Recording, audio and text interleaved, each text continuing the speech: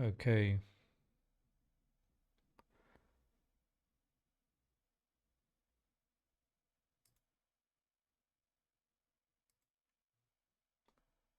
let's go.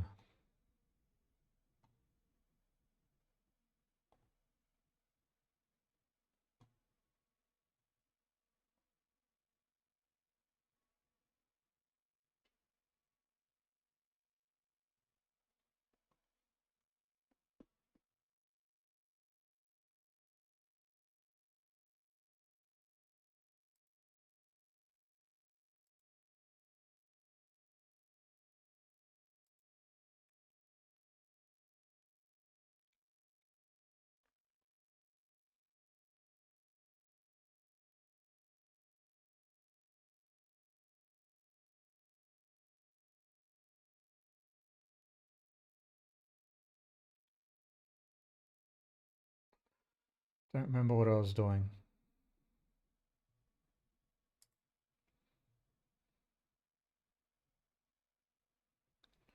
Upgrade available.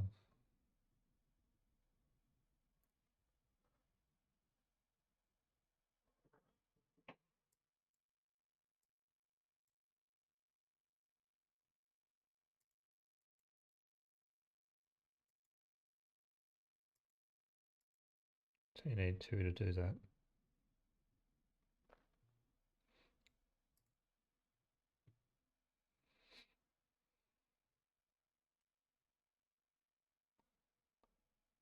So it looks like I'm at the end of the day.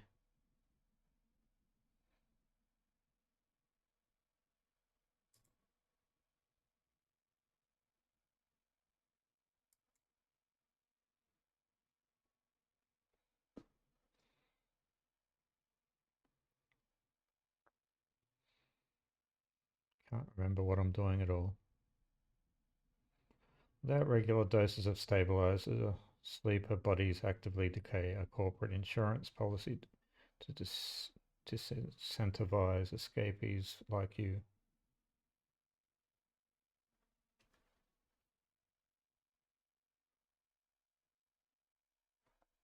Right. I've got one stabilizer.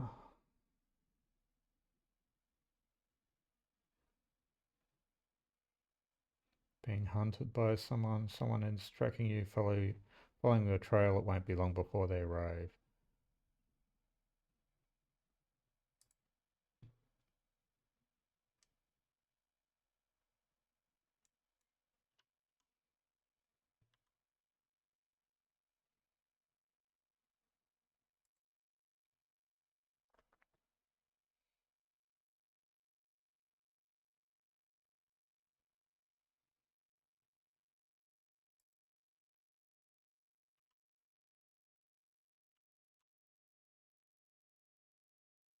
Did I get to know this guy?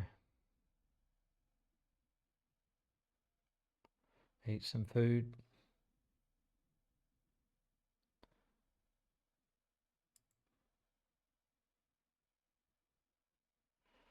He notices his regular customers.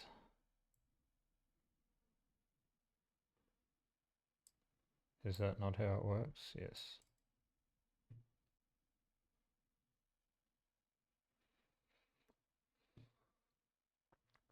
Your mouth stings and your sensorium sends warning signals over and over. This is the good stuff. So now build this. So I guess next time he'll trust me.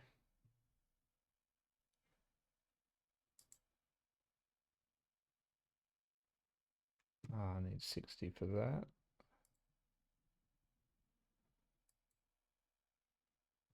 Wait, 100 for stabilizer, but I've got a stabilizer. Now I can talk to him.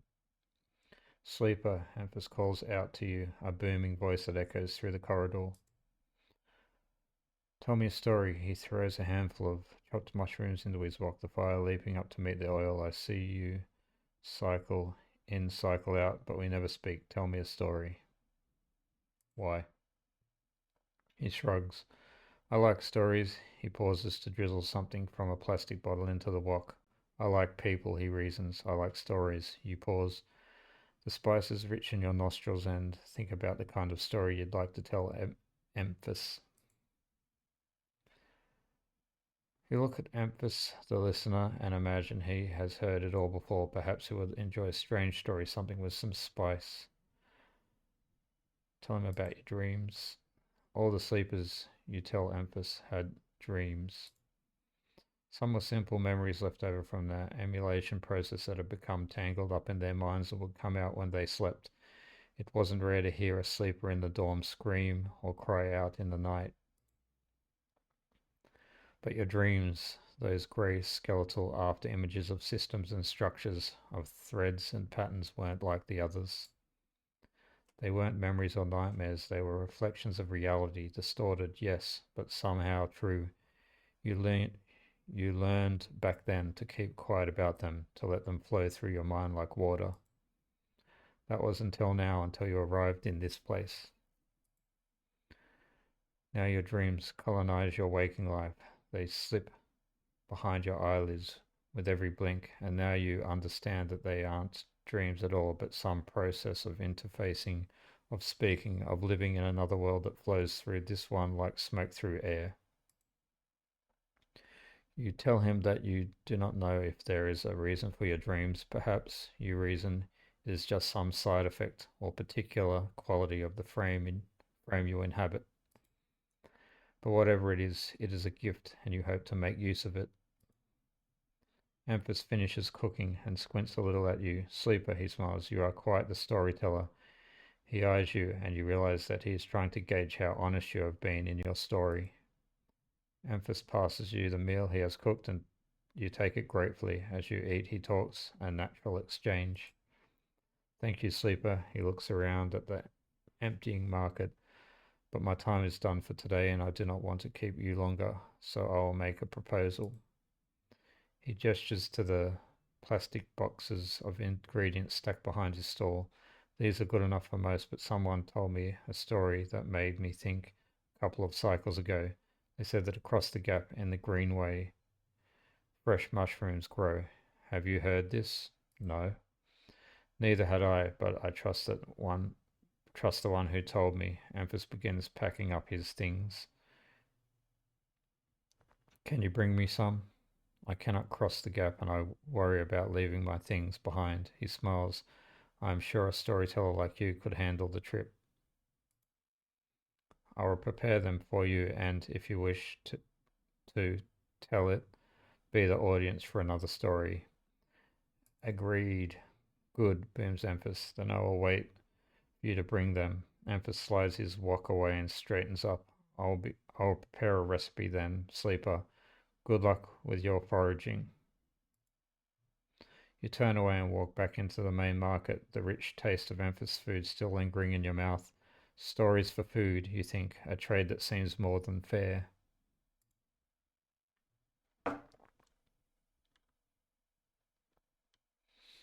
Why is this one yellow?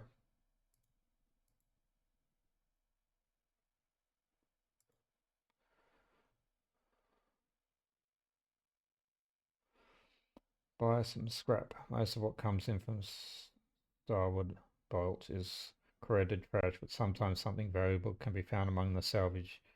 I have no money. Scrap allowance. The big stuff goes to the shipyard, the valuable stuff to the market. They'll let you buy a few crates, but not much more. Unload containers. I'll probably unload some containers. Before I do that though,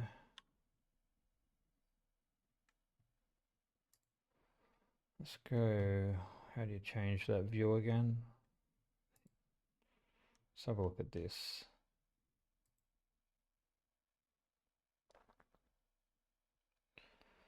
A Haven member is broadcasting on an open network here, leaving them open to data. Well, I've got two of them, so let's do one of them.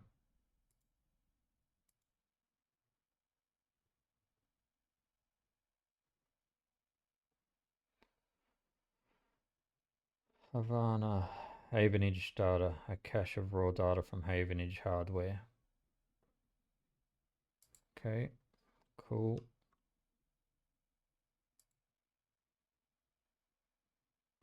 Got two of them as well. Solemn node. Cryptid key. Yet again. Well, let's do one of these then.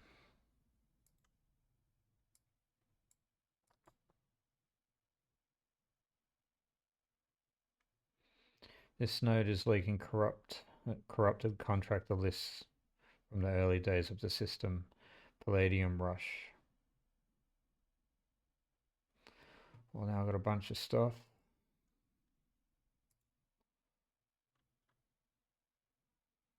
What's this? Who was helping me with the person tracking me?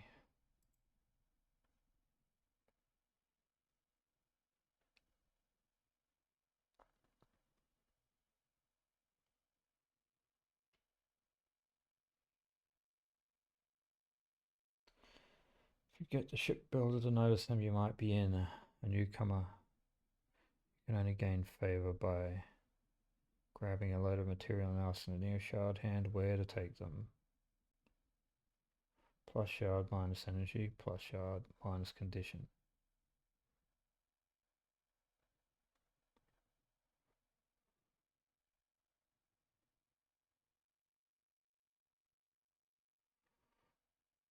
I'd rather do this one. That's danger.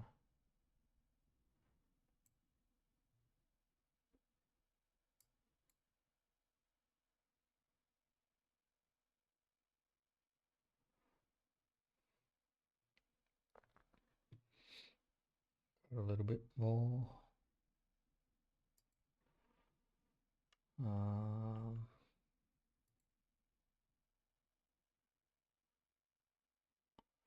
So you're waiting for that to cycle. This one we're waiting to cycle. Or pay. Unload containers.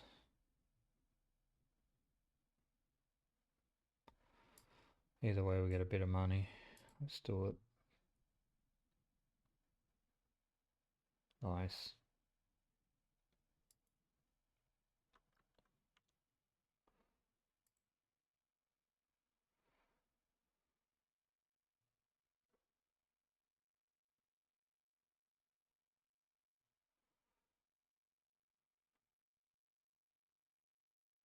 That's just gambling. I'm not using a 4 on gambling.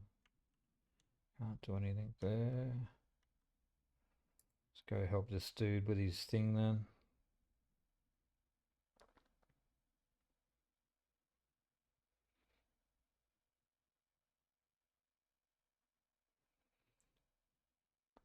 Let's help him with his investigation.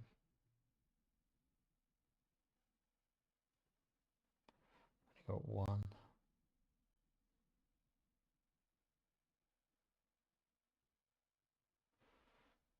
So I've got to complete something before he gets tired of me. Okay.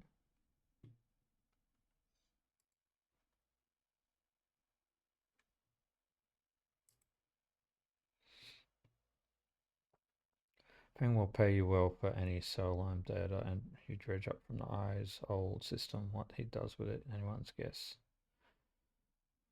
Why as well.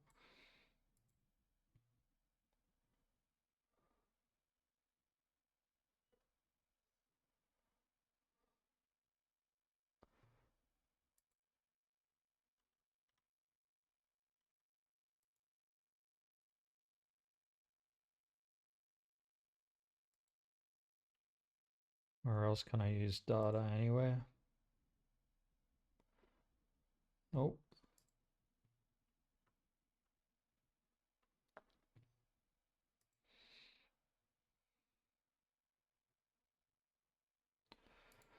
Can we get to the toll and go that way?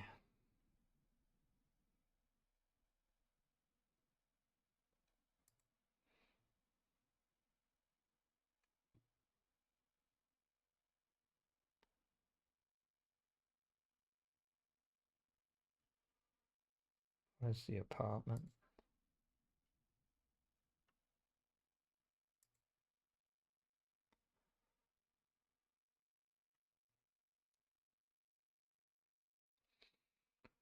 Where is the apartment?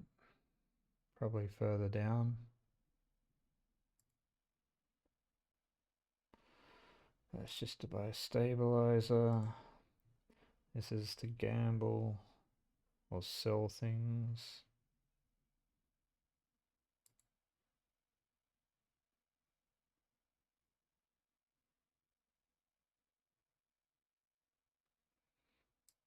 Does that go in there? Doesn't look like it.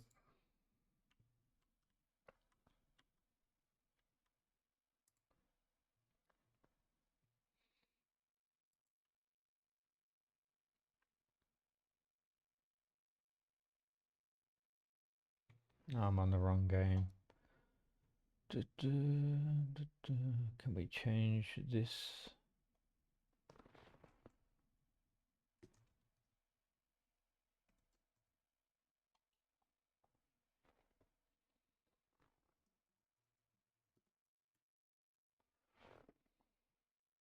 Done.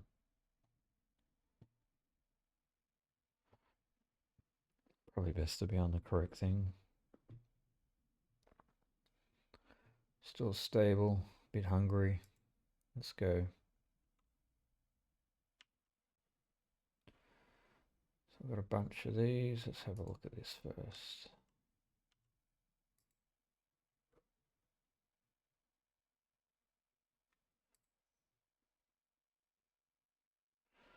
Still got a yet again data, so I don't want that one.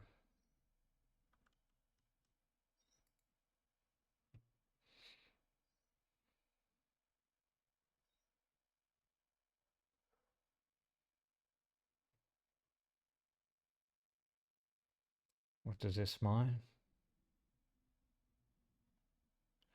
That's a key node, so it's just one of these, right? A key, I've already got two of them. I've got one of them already as well.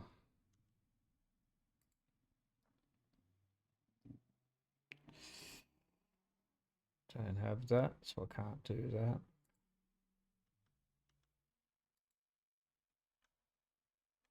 I've got one of them. Let's get that then. So sell it to that guy again, so he protects us. All right. Got that. Got a key.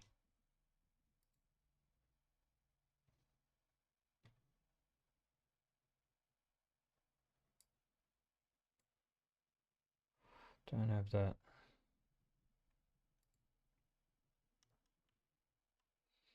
All right. Let's go sell this then.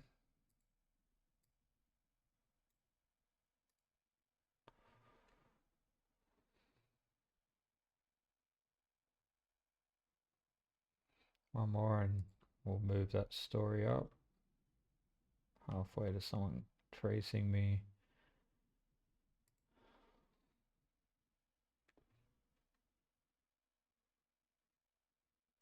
Is that where he wanted me to go? For the mushrooms?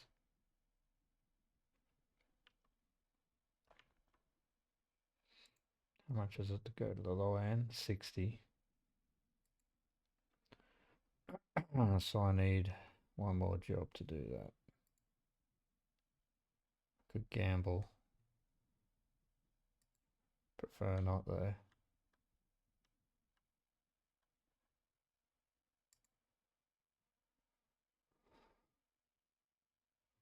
It's just that stuff.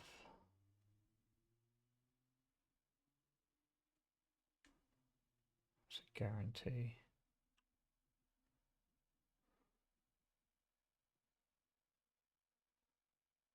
It's the same regardless, right?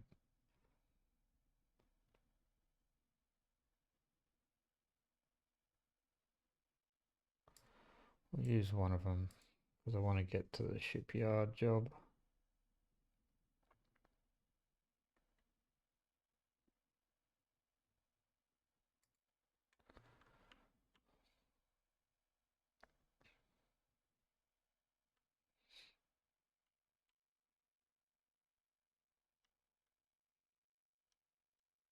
Need some money.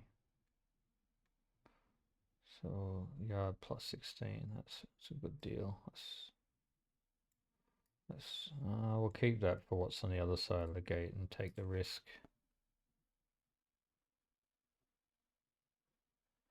Yeah, well, at least we got it.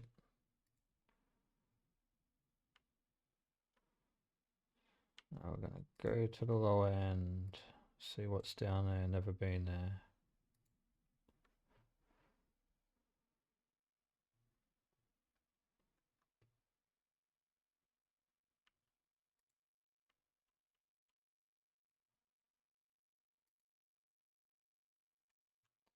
Can get my apartment.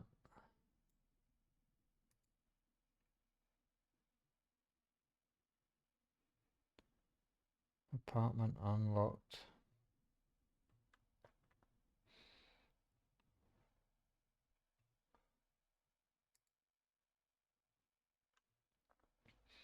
As you push the door open, the automatic lights flicker on inside the apartment. They reveal yellowing plastic panels, the curved shape of wall-mounted utility units, the detritus of a routine life arranged on every surface.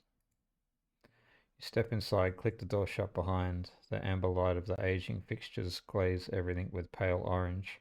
The work surfaces hold a variety of objects, indistinct in the dull lighting. A pale blue light drifts from a doorway at the end of the room. Go to the doorway. You cross the cramped utility room with its auto wash dispensers, water closet towards the doorway. Through the doorway is a dark, warm room. It's lit only by a faint glow of a terminal screen. Approach the terminal. As you approach, there is a crackle from somewhere in the dark. Sleeper. Sabine's voice shakily echoes through the apartment. Welcome to my home. I'm sorry I can't be there. I have had to make alternative arrangements. You hear rattling noises, static. I was able to record this message, but I don't dare to show my face. Something is happening with Yadigan. I no longer trust them. Their voice becomes distant, slipping behind the background noise. I have something to ask you. I want you to get me out. Yadigan was supposed to hire me to protect me after everything happened. I was desperate, and then after that, I was too tired to care. A noise like waves passes over the recording, but I'm done with them now. I want out. Screw the debt. But I need insurance, something I can hold against them. I have my suspicions, but I can't be sure. I need information. And as you know, you need me. A pause, something clicking in the dark. This isn't a threat. You have to understand my position here. Another pause. I know sleepers. I have been here before. I can help you, but not with Yadigan's noose around my neck.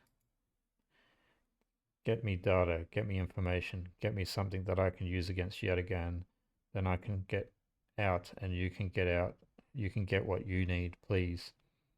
Waves of static cut into Sabine's voice.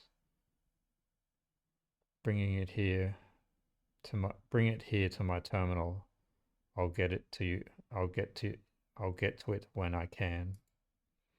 You look around the tiny room and try to imagine Sabine living here, working at the desk, sleeping in the bunk, blinking into the terminal in the dark.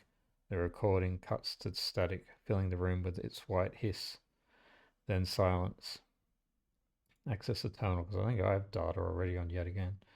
You sit in front of the humming terminal and hit a few keys. Sabine has left an access port open, but the rest is encrypted, locked away behind passcodes. It seems Sabine might not trust you as much as they want you to think. Who does Sabine need to hide from, and what debt do they owe to Yadigan? You try to assemble the pieces, but too many are missing. The only thing you know is that without Sabine, your body will die. You glance at the briefcase slab on the desk, its glassware glinting in the dark. You turn away and leave, the door clunking shut behind you. Back in the corridor, you notice the scrawled graffiti of a blade on the opposite wall. Yet again, you feel yourself being drawn into something you don't quite understand. New drive discovered. Yeah, that's what I thought, because I've got that right. Bam. Sabine's terminal sits open in the empty apartment waiting for the next batch of yet again data.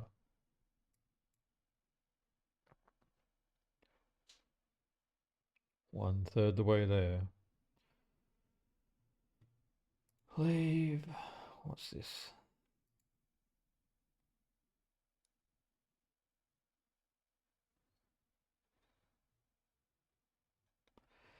Block maintenance. Maintained by the residents, the ramshackle blocks are always in need of repairs. Helping out is a good way to make friends. Lower end, no one knows you here. You'll need that to change if you want access to the lower end residents and facilities. Play Tavla. The clack of filtered caps can be heard in every concourse in the lower end as the residents play rotating rounds of this game for crypto. I don't know, -3 crypto. Oh, well, I guess I can go into debt. Or I could guarantee it. But before we do that, is there anywhere else down here? There is. What's this? To reach the greenway, you need to pay for a pass. A practice invented by the spaces moored here. They call it Founder's Ferry. So that's where I go to get the mushrooms, I guess. 160 is quite a bit. What's this? The spoke climber. The spoke is layer after layer after layer of dense urban fabric. The only way to explore it is vertically. So this is for climbing, spoke climber condition, repeatable. Tangible network of service passages and makeshift tunnels cut through the spoke as if it were a hive. There are no maps here. Scale the spoke. Blistered with precarious elevators and stairways, the spoke can be navigated from the outside, but the climb requires bravery. Climb minus energy.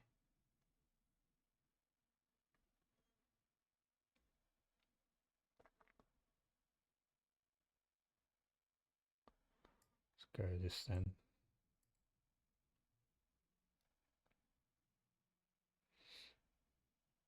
What's this saying?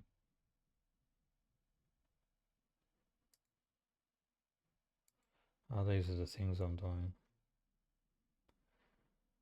Build a ship, disable your tracker. How do I do that? That's what I want to do. That's the one I want.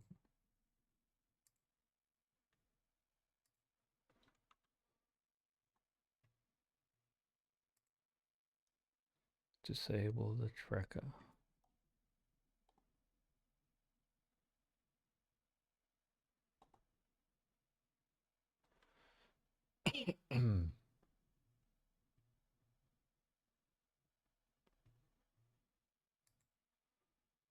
Thing said you'll disable your tracker if you can get into the bottom of the mystery first. So I need to get another one of them datas first. What's this down here? Anything? Yet again. Well, I could do that. Key. Yet again. Key. Havenage. Still got that.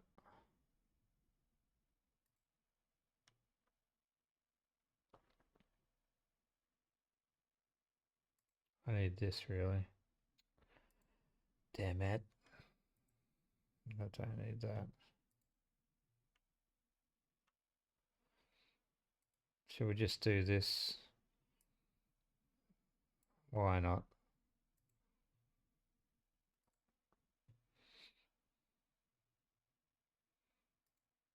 Or we can get to this 2 parts. Get 2 parts done fast.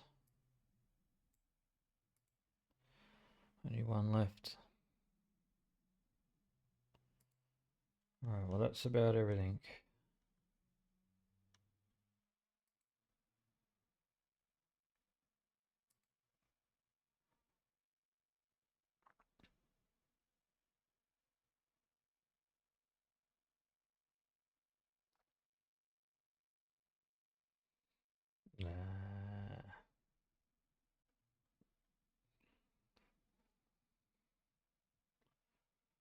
Go one more time then, I guess.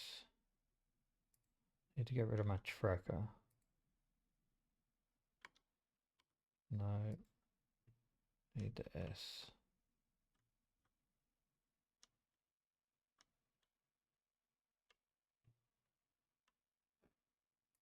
I need this. Okay, I'm doing it because I need to get rid of my tracker.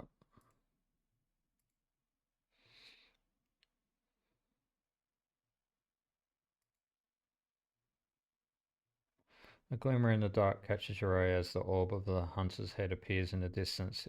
It is looking for you. Hide. You slip down on the ghostly structures of the eye, a feeling like passing through a cloud as their data structures deform and reform around you. Another glimmer catches your eye closer now, the roving orb. Wreathed in tentacles, it flickers, jumps once, twice, and then it is here. Hunter is here.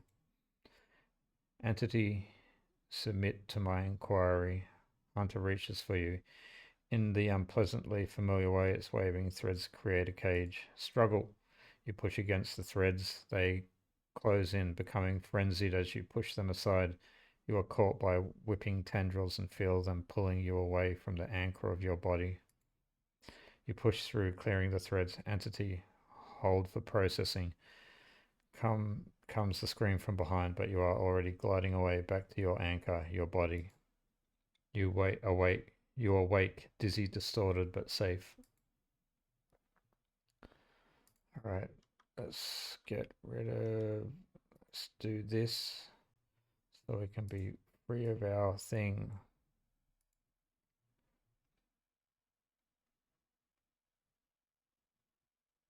Right, do it.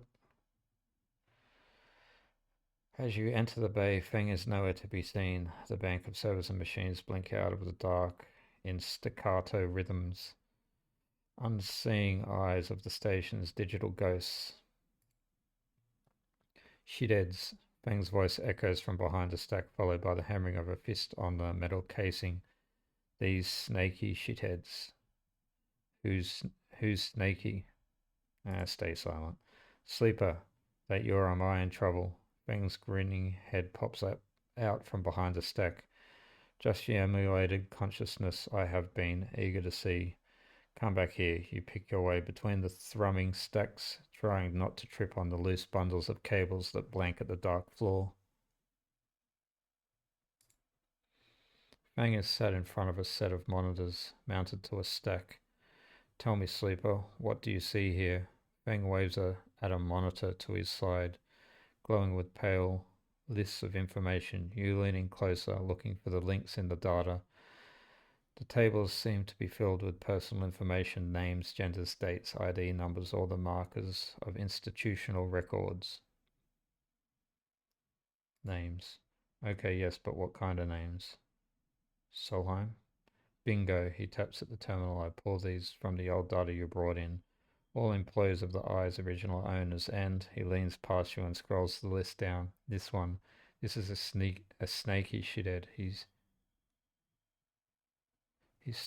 He stabs at the screen with a finger. The name reads Harden Hurst.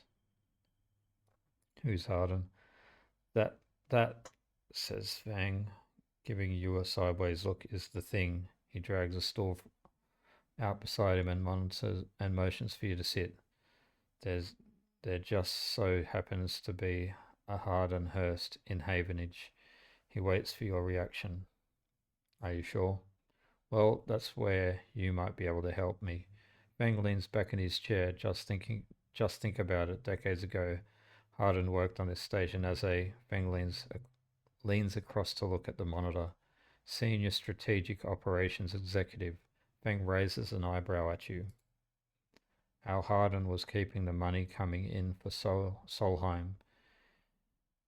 He defined priority growth initiatives by making sure the extractors they contracted out to were hooked into a system that outsourced all the risk and kept the profit. Good old Harden shuttled thousands of Palladium Rush workers into an infrastructure which meant that their cut of the work they did went straight back into Solheim. How do you know this? I grew up here, Sleeper. This is my history. I am a child of the collapse. Feng turns back to his screen, staring hard at the string of codes flickering by. Before I was born, my parents were Solheim contractors. They ate in Solheim canteens, worked on Solheim ships. They breathed Solheim air and slept in Solheim beds. Feng's voice rises as he speaks, his hands fist on the terminal's edge. And the work that paid for their existence, the cycles of hard extraction out of the belt, Solheim took their cut. This was a company town, so to speak. And my parents were just another in the long line of freelance contractors willing to risk their lives for a shot at anything other than poverty disposable. This guy, stabbing at Harden once again with his finger, strategized all that, did the sums, and then somehow thousands and thousands of cycles later is still going, still here, crawling in the walls like some shithead snake. He survived a revolution. Surely it can't be him. Fang relaxes a little. Who knows? He turns to you and smiles. So we're going to go find out? Harden is now a big shot in the shipyards, just a few degrees back around the eye from here. Fang brings up a map of the lower eye. Havenage might be born out of Erlin's revolutionary zeal, but a flat hierarchy is not. Harden happens to float to the top. Fang zooms in on the far yards. Fang grimaces. The thing is, I don't have access to those systems. The shipyard crew is pretty paranoid and they don't like anyone from systems digging around their stuff.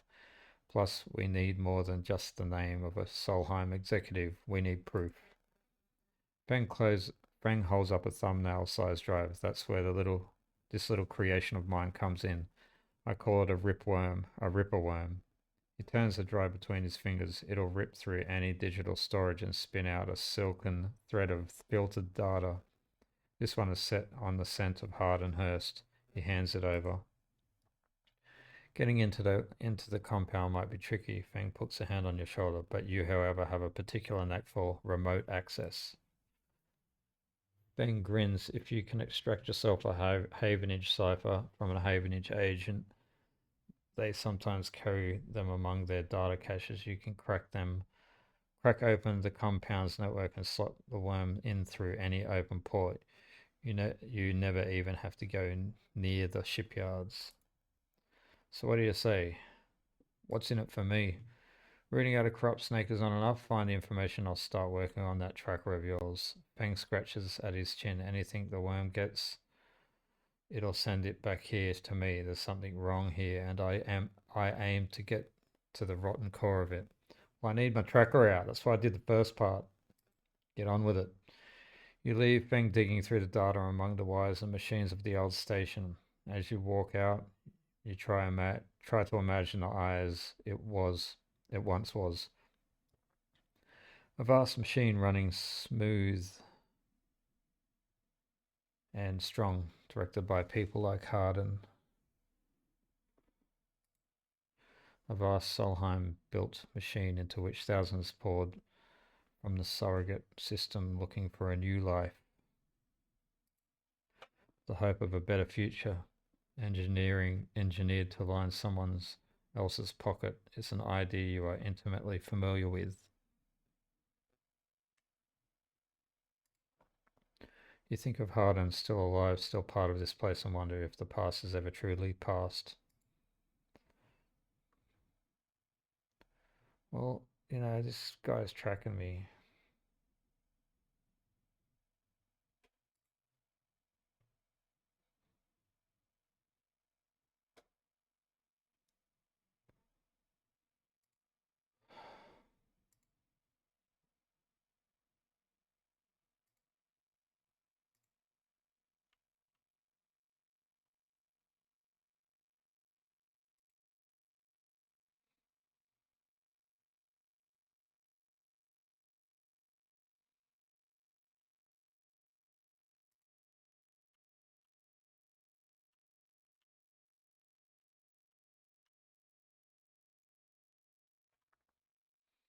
Getting a bit hungry.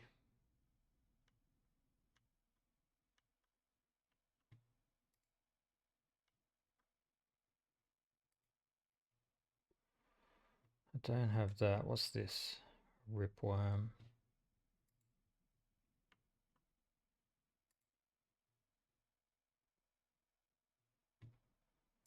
What are the keys for?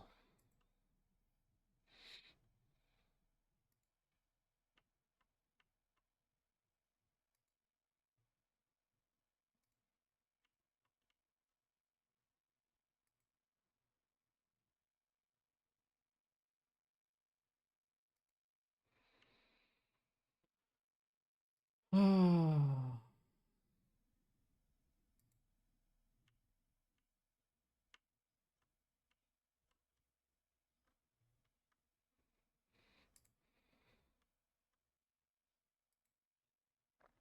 didn't I do this already? No, I need another one.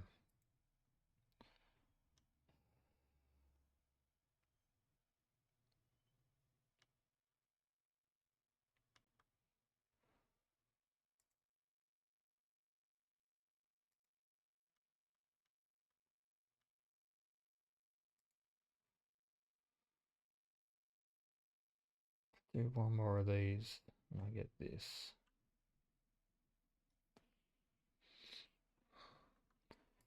Let's get Havenage first. Is that it? Right. Let's do this so I can move the other story along as well. Cool.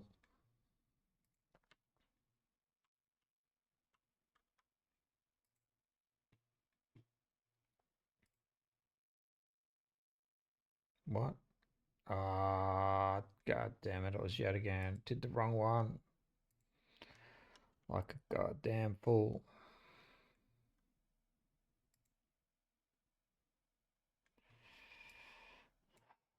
What a waste.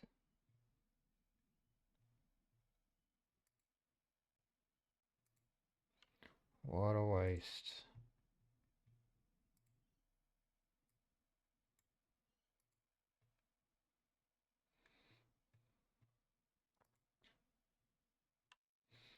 As you turn away from the terminal, the final cache of yet again data uploads. The air crackles with white noise. Sleeper, Sabine's voice, weaker than before, comes through the haze. Sabine. A sigh of relief comes through the layer of noise. The call must be coming in from somewhere on the station. This has to be short. I don't know if yet again are monitoring me. Their voice is hushed, distant. You try to focus on it. The data you've been bringing in from yet again agents, there's something in it I don't understand. A shrill howl rattles through the signal. The data is all gleaned from their implants, records of integration with their nervous system, performance analysis, error rates, usage data. I installed many of these implants and I didn't enable any of this functionality. Their voice dips under the level of the noise, like a swimmer slipping beneath the water. You listen to the waves for a few seconds before Sabine re-emerges.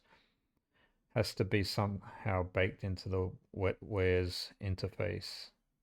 And that's not all. The systems compiling this data are connected to some kind of transmission protocol. It's being broadcast. Yeah. Every Yadigan enforcer is equipped with black market implants, retinal enhancements, adrenaline boosters, pain suppressors. These implants are gathering data on themselves, on the enforcers' bodies, on their performance. But I can promise you these foot soldiers have no idea that this is going on. The background tone switches dropping to a grainy rumble. If they knew, I don't imagine they would be happy with the situation. Yadigan could have a mutiny on their hands. He leaned towards the terminal, straining to listen to Sabine's faint voice. I need a few cycles to pull this all together, but this might be the information I need to pressure Yannick into releasing my debt. Yannick is the one that is he is one of the heads of Yadigan. They pause. It is better you don't know him. I keep it that way. Suddenly a banging echoes through the call. Sabine's voice is suddenly whispered, panicked. I have to go, come back in 4 cycles. Then the sharp crack of a disconnect and silence fills the apartment. You step back from the terminal. What does yet again have to gain from monitoring its own members? You try to recall what you know about the gang, but you have little to go on. You think of Toshiro Sabine's minder, his mirrored teardrop implants set below hard eyes. What data could they be gathering, and more importantly, where are they sending it? You reflexively rub your forehead, trying to think, can you really trust Sabine? How did they come to be yet again's doctor in the first place? You think of their kindness, their care, but also that glazed look of recognition they gave you when they first met you. That look stays in your mind as you slip back out of the apartment, glancing around as you close it up and drift into the corridors of the station, unable to shake the unpleasant sensation of that being observed.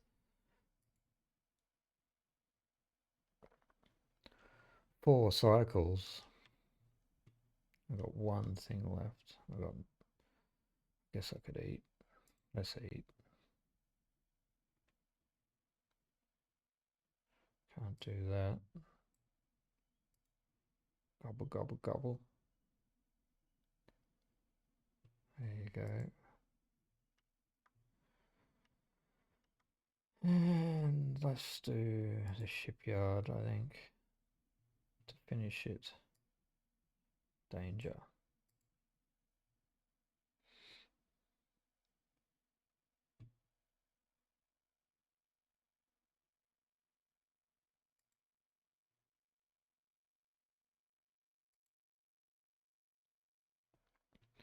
From the walkway, the side reel horizon looks impossibly vast, a landscape of plating and frames. All along her flanks torches flicker, drones maneuver, arc-light glint. The sense of scale of industry is both stunning and strangely unsettling. She's quite beautiful, I think. You turn to see a figure a little way down the walkway leaning on at the rail. He is thin, ragged, his work gear poorly fitted and loose. The torches of the side reel horizon flicker in his eyes as he turns to you. Lem. He leans back from the rail, revealing a child standing beside him, staring out at the ship. And this is Mina, he adds with a smile. Hi, Lem. Hi, he replies plainly, then shifts a little closer down the rail. Mina stares and tucks herself behind Lem, who dutifully picks her up. Mina looks out from Lem's chest, a dark brown eye twinkling among the rough material. You working on her then? Lem asks eagerly, gesturing towards the vast ship, or just admiring. He shifts Mina's weight to his other arm. Working. Me too, me too. He flashes a havenage pass. I knew it just to look at you. I mean, he stumbles a little over his words, not wanting to be misunderstood. I mean, you look like a worker. She's Minna's and my tickets out of this place, our escape vector, so to speak. The ship? You haven't heard? Anyone who takes a havenage contract on the side reel horizon will be entered into a draw for the transit support crew. He smiles. We won't get to sleep the journey through, but a couple of decades of service will be nothing for me and Mina if it means landfall on a new world. He winks. Decades? It's a long trip. He straightens up, stretching his back. That's a colony ship, friend. The Celis Foundation is sending thousands of people to settle a system well outside the reach of the core worlds. It'll be a totally independent colony, no surrogacy, no corporations. Why is it here? Why building it here, you mean? He grins. Don't ask me. I know as much as Mina about that. He ruffles Mina's hair thoughtfully. I suppose many corporations weren't too happy about breaking with the idea of surrogacy, setting up somewhere without it feeding back to the core. Maybe Celis got locked out of the corporation shipyards and had to go begging for somewhere to set up, homeless, just like Minna and me. Minna responds by pushing his hand away. Daddy, she whispers, food. Pulling an exaggerated grumpy face, she glances furtively at you and as she plays with the set of dog tags that hang from Lem's neck. I'm just chatting a little meanie. Give Daddy a sec. He turns back to you and you suddenly notice how tired he looks. I'm not on the Havenage crew yet, but I'll work my way in. You can do it too, friend. We have to stick together. He smiles a little shakily, and you wonder how long he's been working to break into the office shipyard's crew. Yeah, maybe. He looks out at the shit sidewheel horizon, as if trying to pull energy from those flickering torches from the vast hull. We've got to hold out, okay? You aren't quite sure if he's talking to you. That's how it works. While he stares out, Minna catches your eye curiously. You agree, Minna? She straightens up and meets your eye. Daddy loves me. She says it stubbornly, daring you to question her.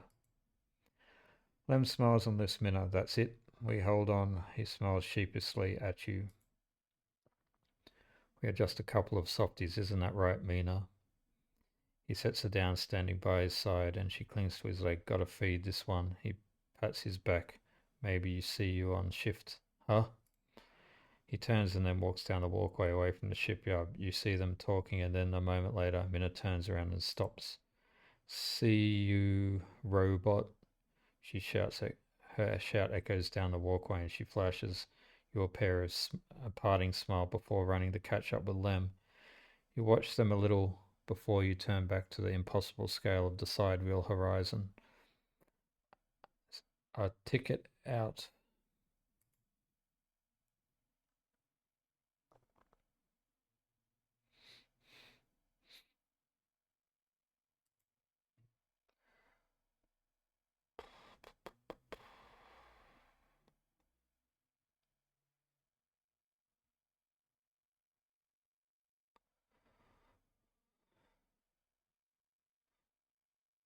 So more work. You get cryo.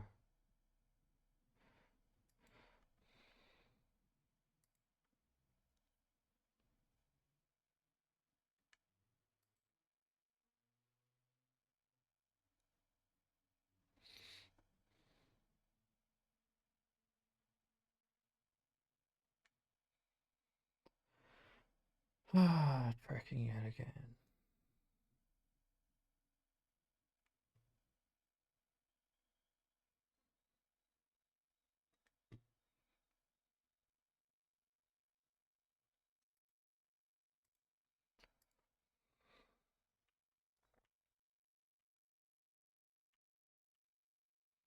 I got nothing else.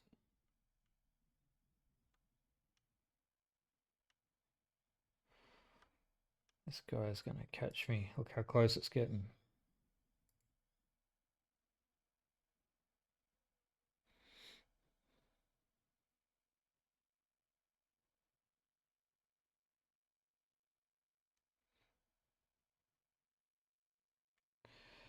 I think it's time to inject a stabilizer.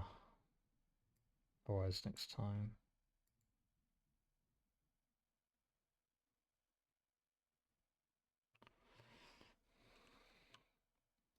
But I only need 100 for another stabilizer. Damn.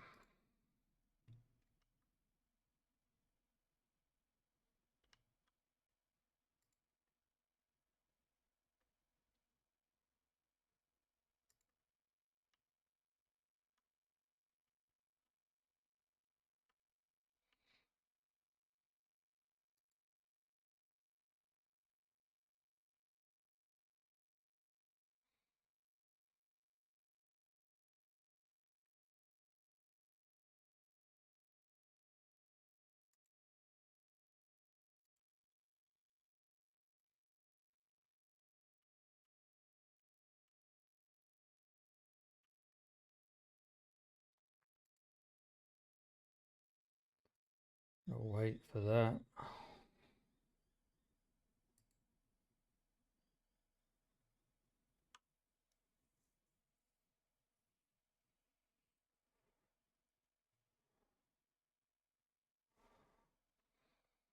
Don't get paid for any of that.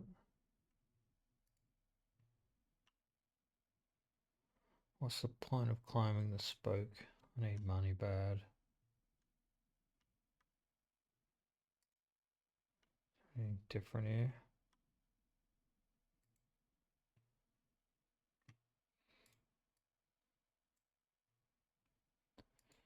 So I've got something to use here. The gate flips open. Right, then what?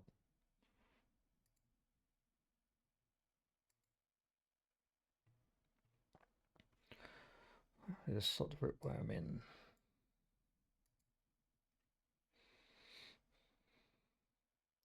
The worm slots in and begins tunneling down the thread. Godspeed, little one.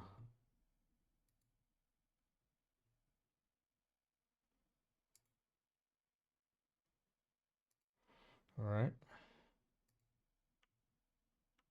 Is Ben gonna help me now?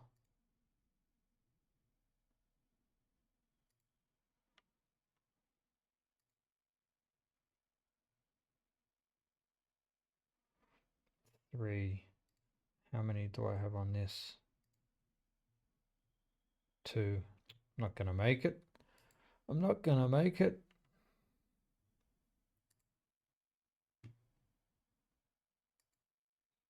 I'm not gonna make it.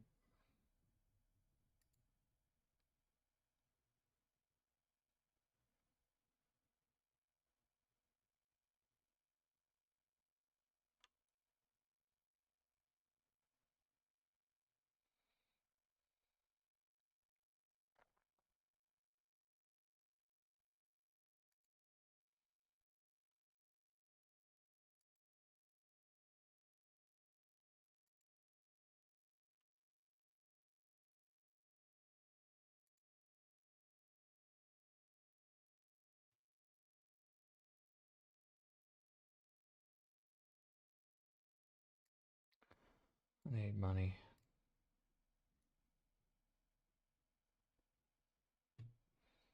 Alright, that's 20.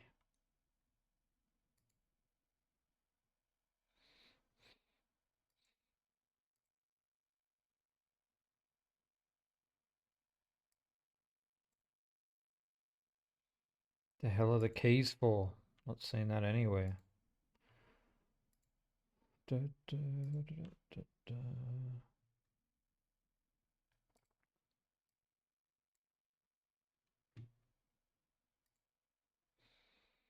I've got more than 1 point. Still only got 1 upgrade point.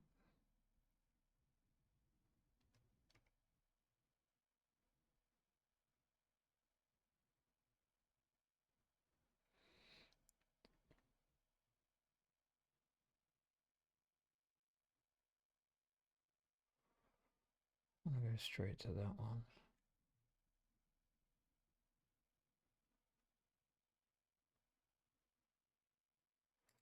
Where's my engineering action?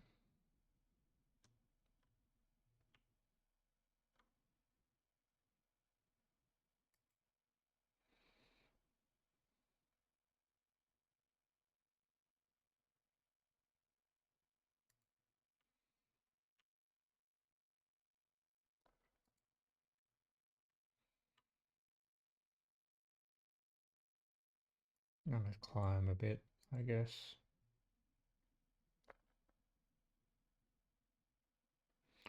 Didn't go too well.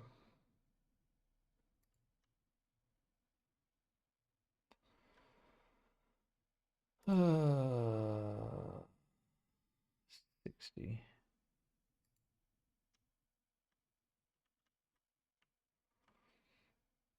Let's go work with this dude again then.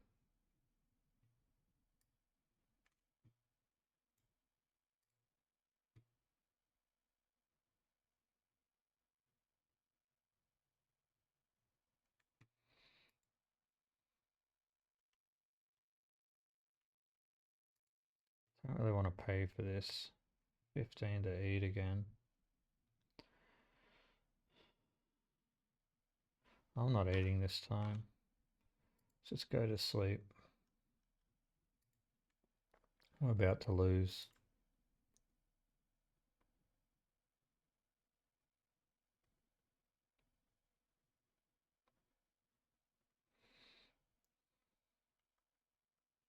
starving. I'm starving, Marvin.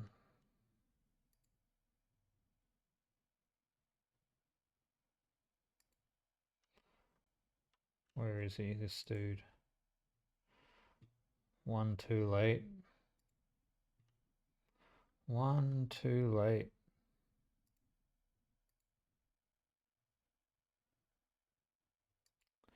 It's gonna get to me. I wonder if that's game over if it catches me.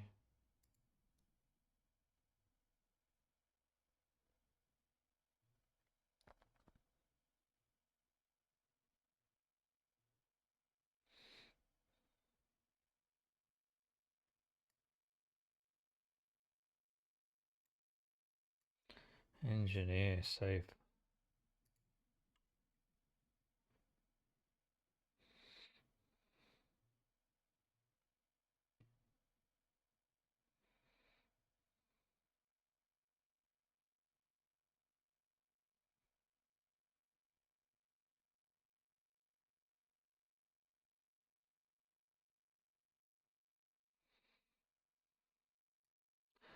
Let's just do it. Let's just get.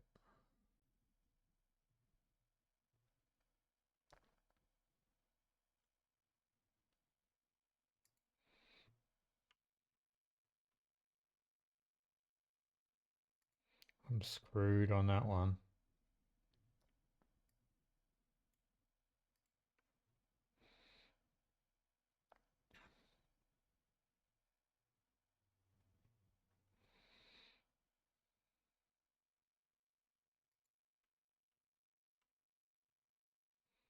Spread myself too thin, I guess. I gotta eat. Don't have a choice, really.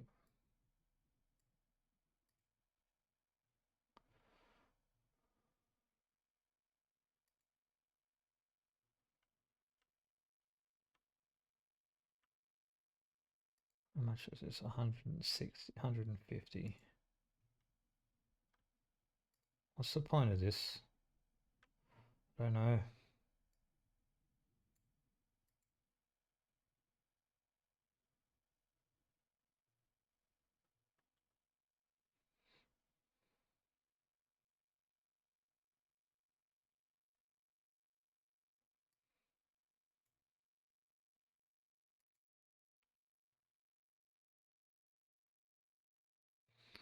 Almost there.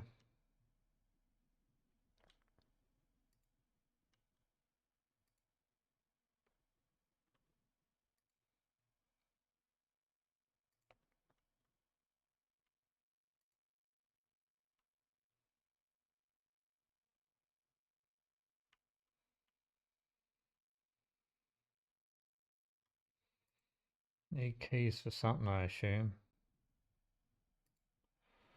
One day.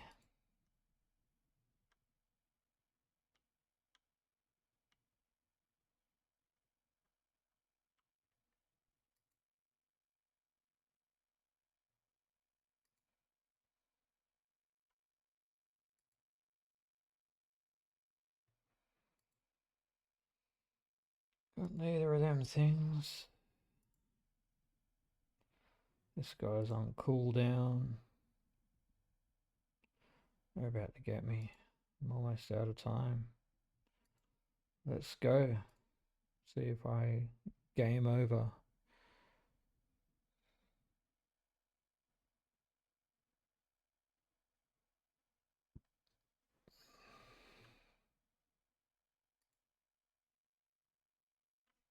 Hold it there, sleeper. Comes a voice from behind you. Don't you run.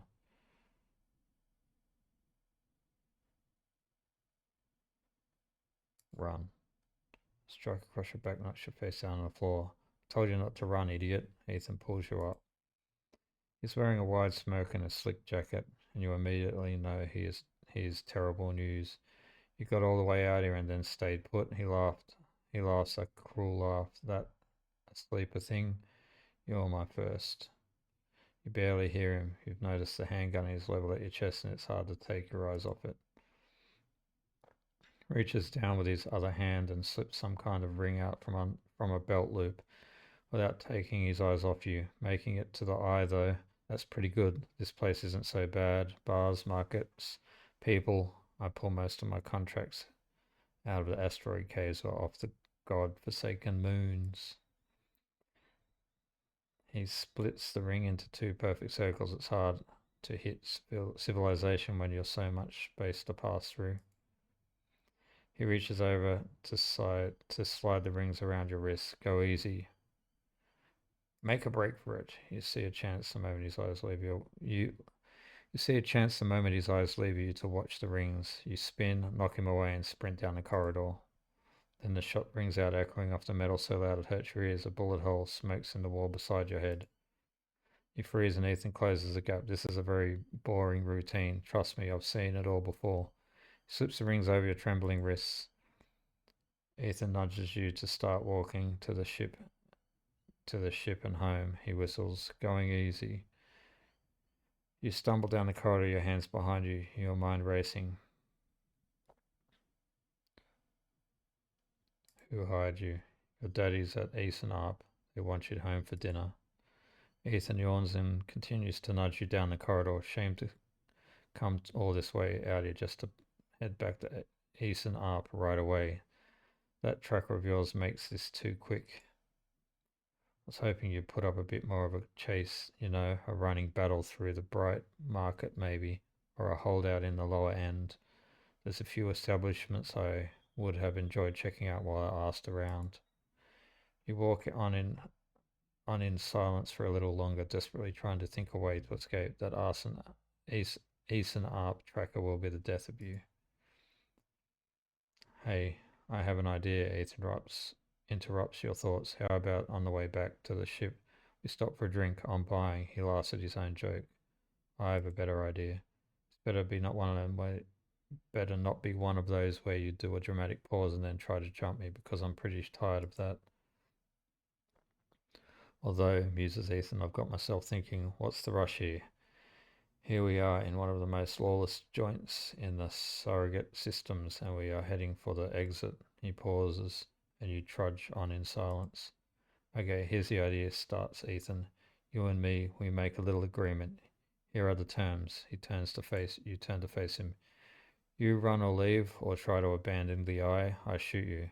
You plot or scheme, you try to kill me, I shoot you. But, he smiles, you come meet me at the establishment of my choice every few cycles and you pay my tab, I don't shoot you. He pauses. You don't pay my tab? He rattles his handgun. You get the idea. I get it.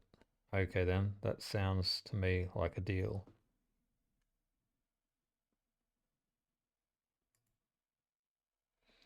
He stretches. I really thought I was going to have to kill you, but this is so much better. He clicks something on his at He clicks something at his belt and the rings release from your wrists. I'm going to see if I can find my old stool at the compressor club. Come see me there. He aims the handgun at you, squints down the sight. Let me just remind you, that body of yours is one big tracker, so don't even think about leaving the eye. I'll know. Ethan turns and strides off down the corridor, slipping his handgun away. The mix of relief and terror you feel is overwhelming. What are you going to do? Guess it's not game over yet, then.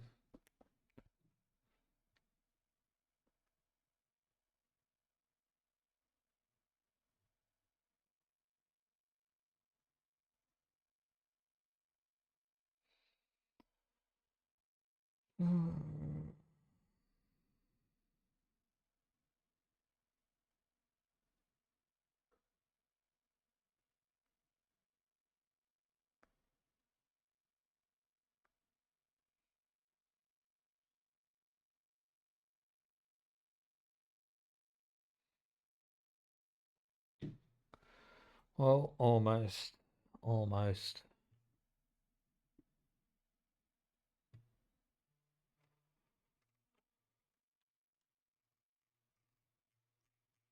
Oh, you can do it with a mouse wheel. Who knew? Oh, this guy. Where is he? You're useless. stack.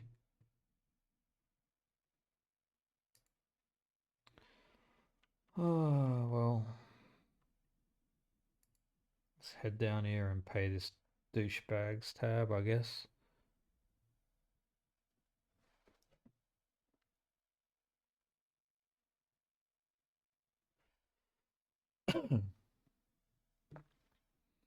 You see Ethan at a distance shouting from the bar for more drinks. This bill isn't going to be small. Okay. So it's not up for payment yet. Great. This is also ticking.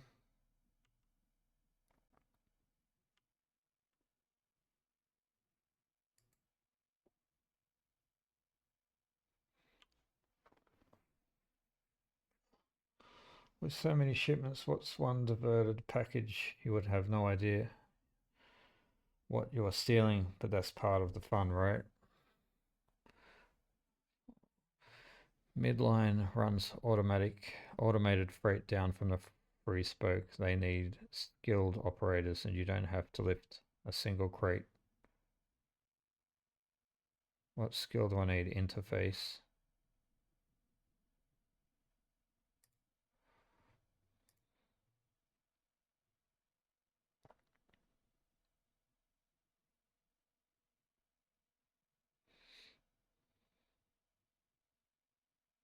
I think we just do it.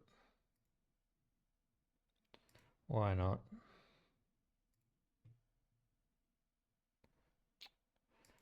God damn it. Didn't even get it. Ugh. What did that help me?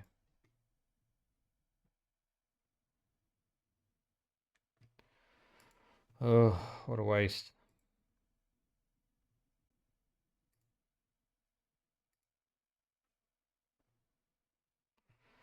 Let's go up the spoke.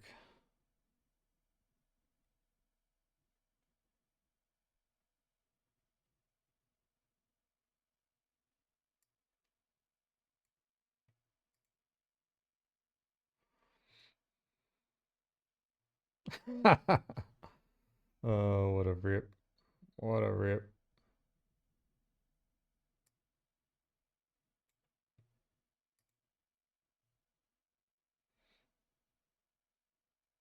Wow.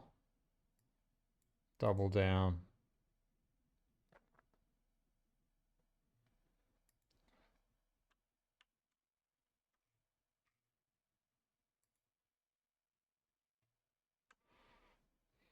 $300.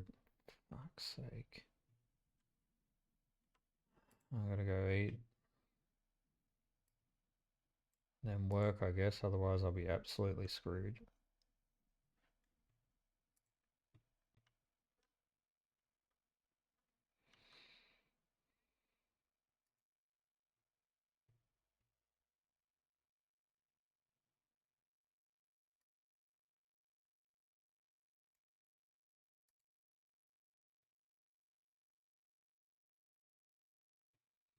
Cool.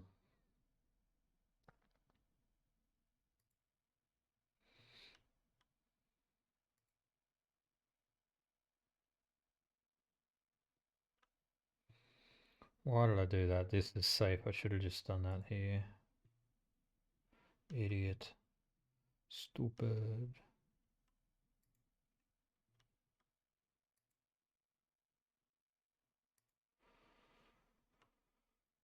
Oh, I don't need keys. Got keys coming up my ears. Havenage.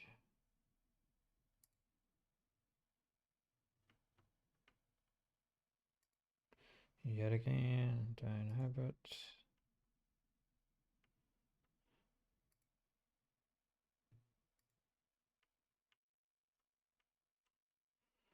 Well, that's that.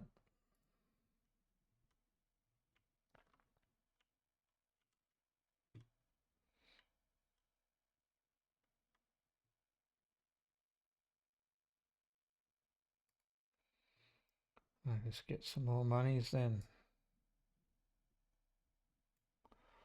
More monies.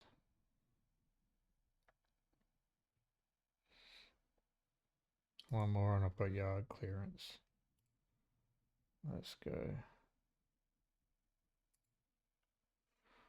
What a rip.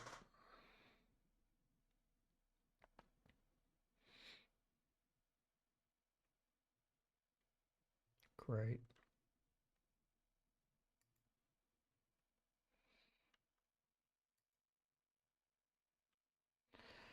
As you arrive, Feng comes striding towards you, taking you by surprise. Let's go, Sleepy. He puts his hand on your shoulder and turns back the way you came. Go where? To see Hardenhurst. He gives you a sideways glance. Isn't that what you are here for? He steps into the passageway, guiding you down the ring towards the shipyard. Sorry for the hurry, but we have something of an opportunity. That data you ripped, well done by the way, he grins. Tells me Harden is making a rear inspection of the side reel horizon this cycle. It's the perfect chance to confront him outside of the compounds that he hides in. Feng takes a sharp turn out onto a dimly lit side passage. Still catching up, that's the massive colony ship being built out in the shipyard, biggest commission Havenage has ever had. Fang slows and slips into the dark service tunnel where somewhere in the back a water pipe drips. It's him, Sleeper, the same Hardenhurst. A worm ripped out decades of records that mention him by name, an entire trail of documentation from the first days of the Solheim collapse until now. He wrote out the whole thing, slipped into Havenage when it first broke out from the Union. He paces in the tunnel, a hand rubbing at the back of his head. I need you to understand something about Solheim, Sleeper. I don't know what you know about the collapse, but it wasn't as instant as it sounds. It wasn't like Solheim was here running the station one day and the next Erland's Union took power.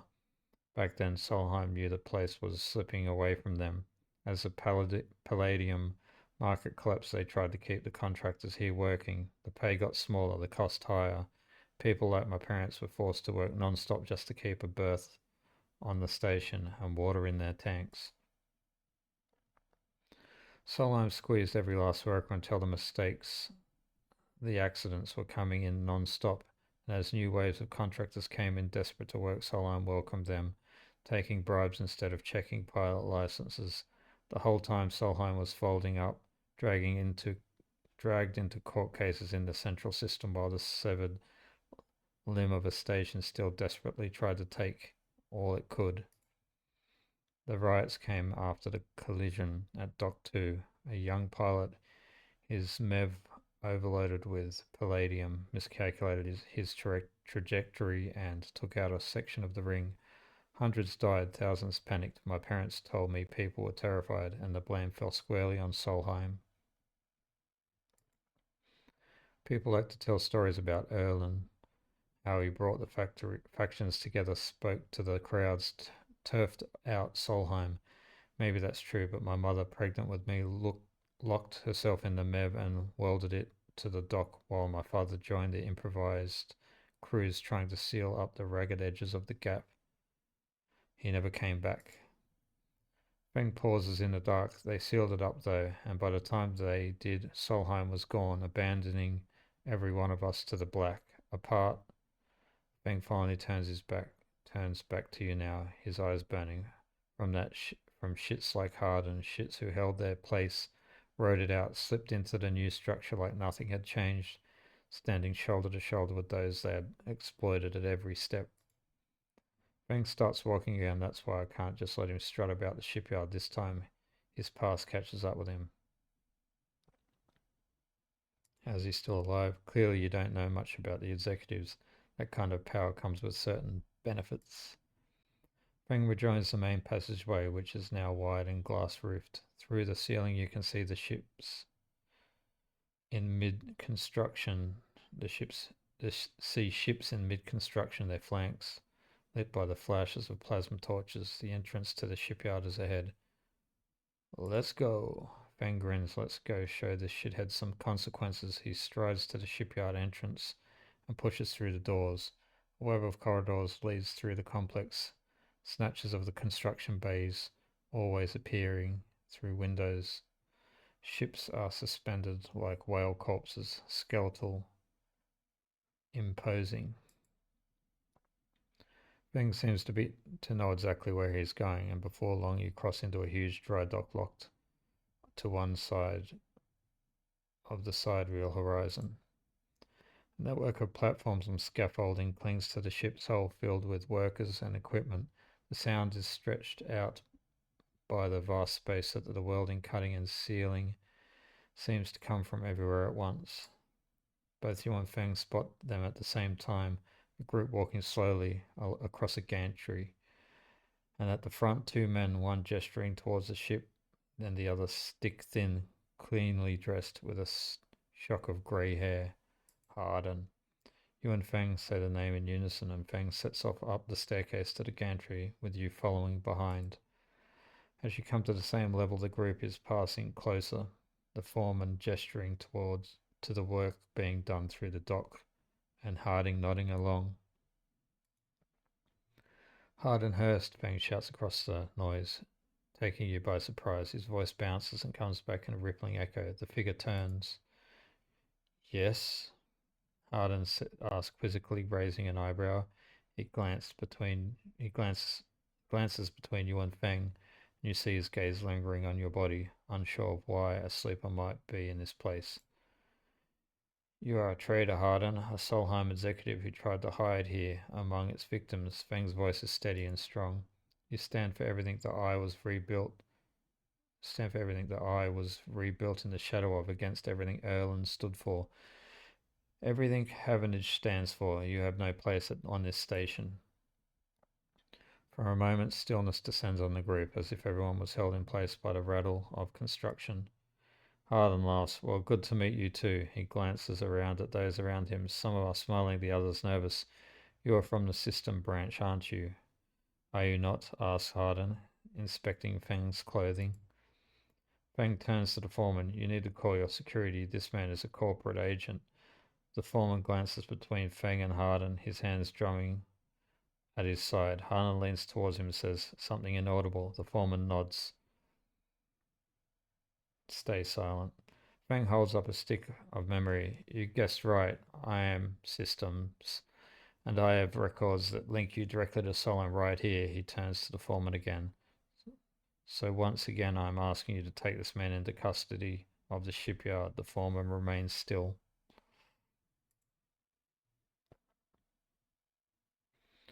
Harden's voice is calm and measured. If you have such data, why hasn't it been submitted at a members' meeting for proper review?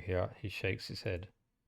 I have nothing to hide, unlike a man who does not announce his name, who enters my shipyard with corporate property in tow and tries to turn my own men against me. You hear it now, the echoing sounds of boots on the walkway coming from all angles at once, then settling behind you. Please, says Harden, submit the data through the correct channels, then we can talk. For now, however, you must leave. He gestures behind you to the security detail, their hands on boxy black sidearms at their sides.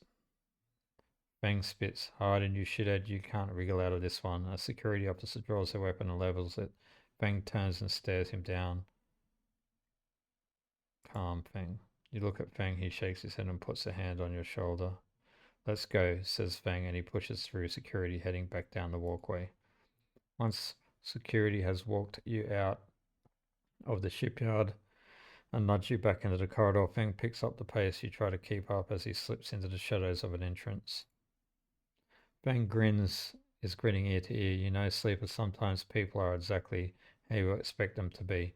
Something pings in his pocket and he takes it out. On the slate, a web of connections starts drawing itself out, stretching to a set of points around the ring. Got him, mutters Feng. What's going on?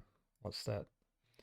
That sleeper is something our worm added to Harden's personal slate. We are tracking his outgoing messages. Feng's grin looks ghostly in the uplight of his screen. The old ways are best. Spook them good enough and I'll give you the game away.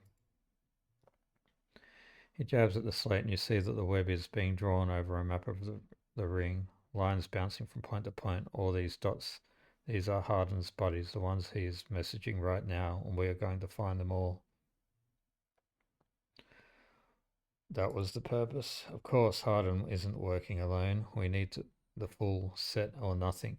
Ben glances around and slips a slate back into his pocket. We better split for now, sleeper, but this is exactly what we need. Good hunting. With a pat on your shoulder, Feng drifts away behind the flow of people around the shipyard's entrance. You watch him go, unsure whether to be angry or impressed. You're gonna undo my.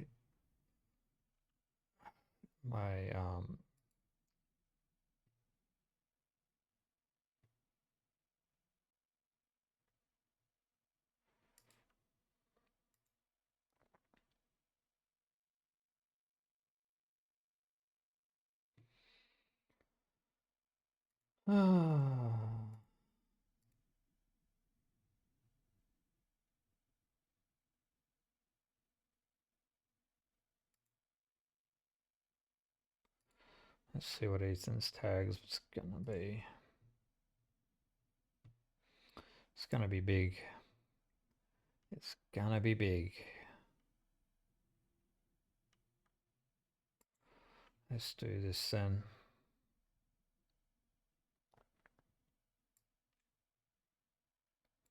How does this work again? I need to know the information.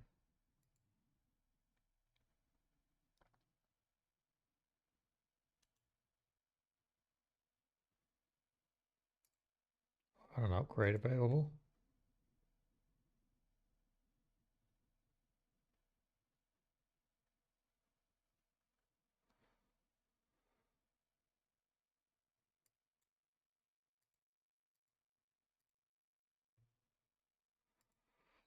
Let's go do that.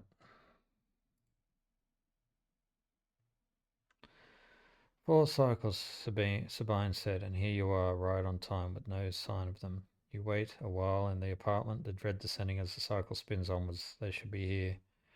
Check the terminal. You check and double the terminal for messages and recordings. Nothing, just the pale glow, the silence. Check the door. Pace back and forth around the apartment, the rumbling of the station suddenly so present and loud. You go to the door and open it to an empty corridor. You close it again. You try to settle down to wait. You sit on the bunk and stare out at the tiny room. Where the hell are they?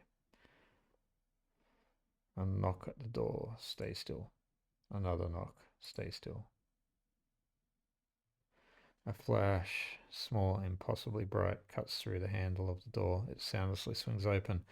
Figure stands in the door, and immediately you know it's not Sabine. They are taller, sharper, and something in their face glints in the half light. A dark shape, like a stubby baton, hangs loose from her hand. Our local sleeper. Good to finally meet you. She steps into the apartment, glancing around with sharp eyes. What, may I ask, are you doing here? She fixes you with a steady, unwavering stare. Stay silent. This will be much more pleasant if we remain friendly, don't you think? She walks past you and into the apartment, glancing around. We set them up here, you know. This place is one of ours. She picks up a glass from the dispenser and inspects it. People always seem to forget who put them where they are. She glances at you, and I suppose you are here to help. Something like that. Good, good. She puts the glass down and turns to face you. I love to meet helpers. We need so many, but can find so few with the right skills. She spins a baton in her fingers by her side, her eyes not leaving yours. We have a problem, you and I. It seems our friend has disappeared, left without even saying goodbye, which means they are in a little trouble now. But it's the kind of trouble that you need help for, so I thought I'd come down here and take a look at their little hidey hole, and here you are, the help. She looks through the detritus on the side. And what help? A sleeper, no less, which I have to admit is a little surprising. It's It suggests to me that our friend hasn't been very honest with you either. Well, I'm sorry to report that before we got them set up here. Sabine was working for your owners. She paused. S and up.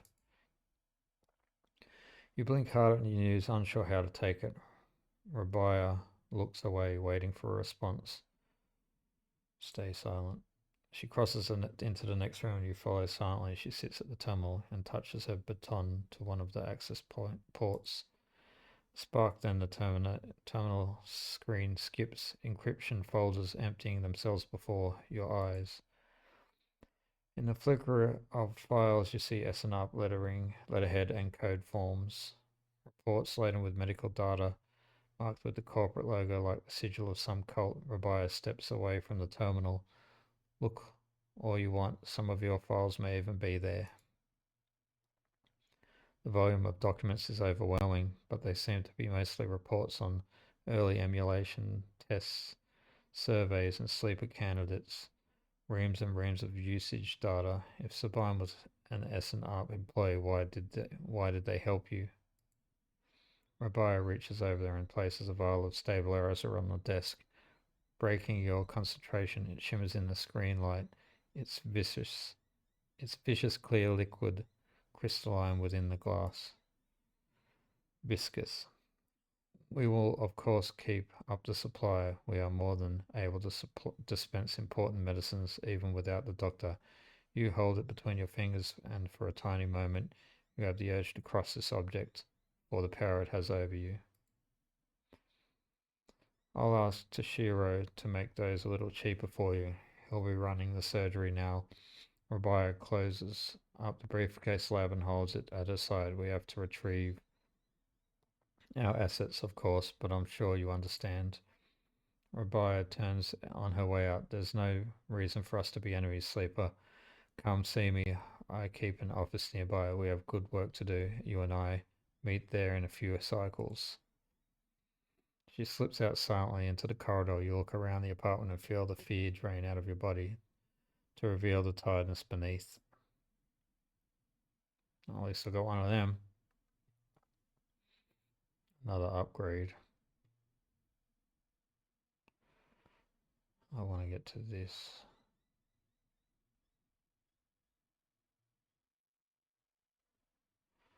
Double data.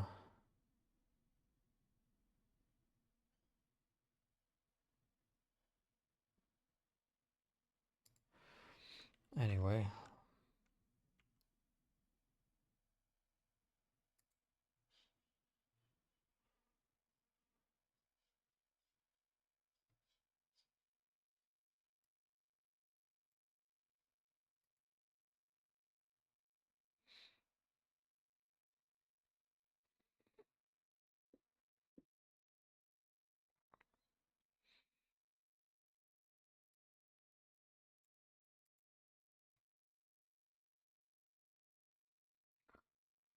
Some monies.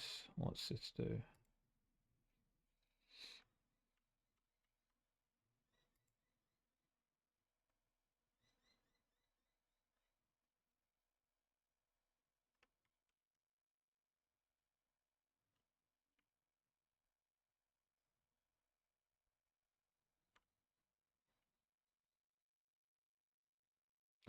We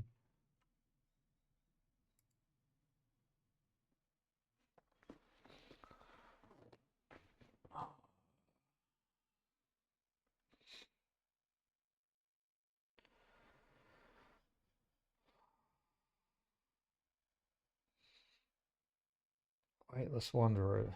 Up here there is no gravity, so even just moving around takes a while to get used to, let alone navigate the bays. Repeatable actions. Space is socializing.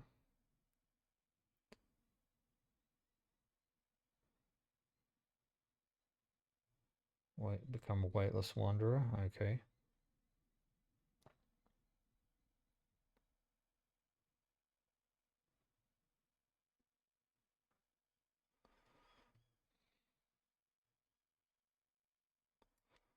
Let's do one of them. Why not get it started?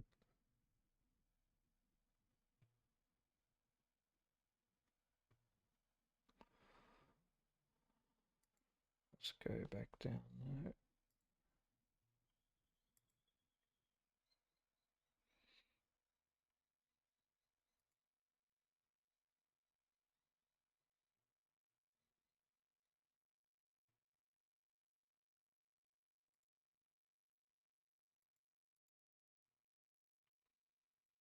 Nothing there.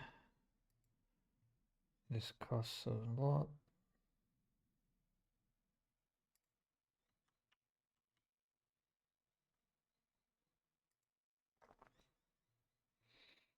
Alright, 4 cycles or whatever it was.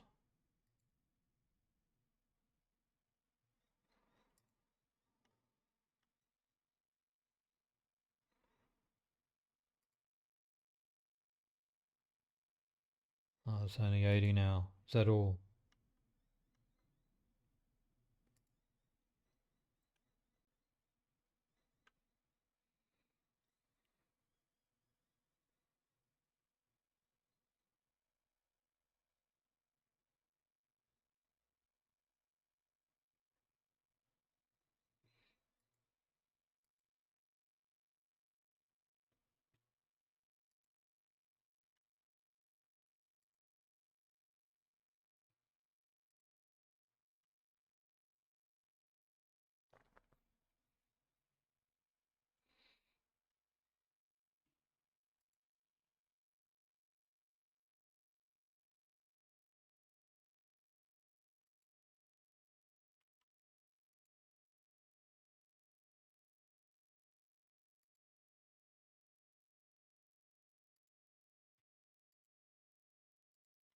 What the hell are the keys for? No idea.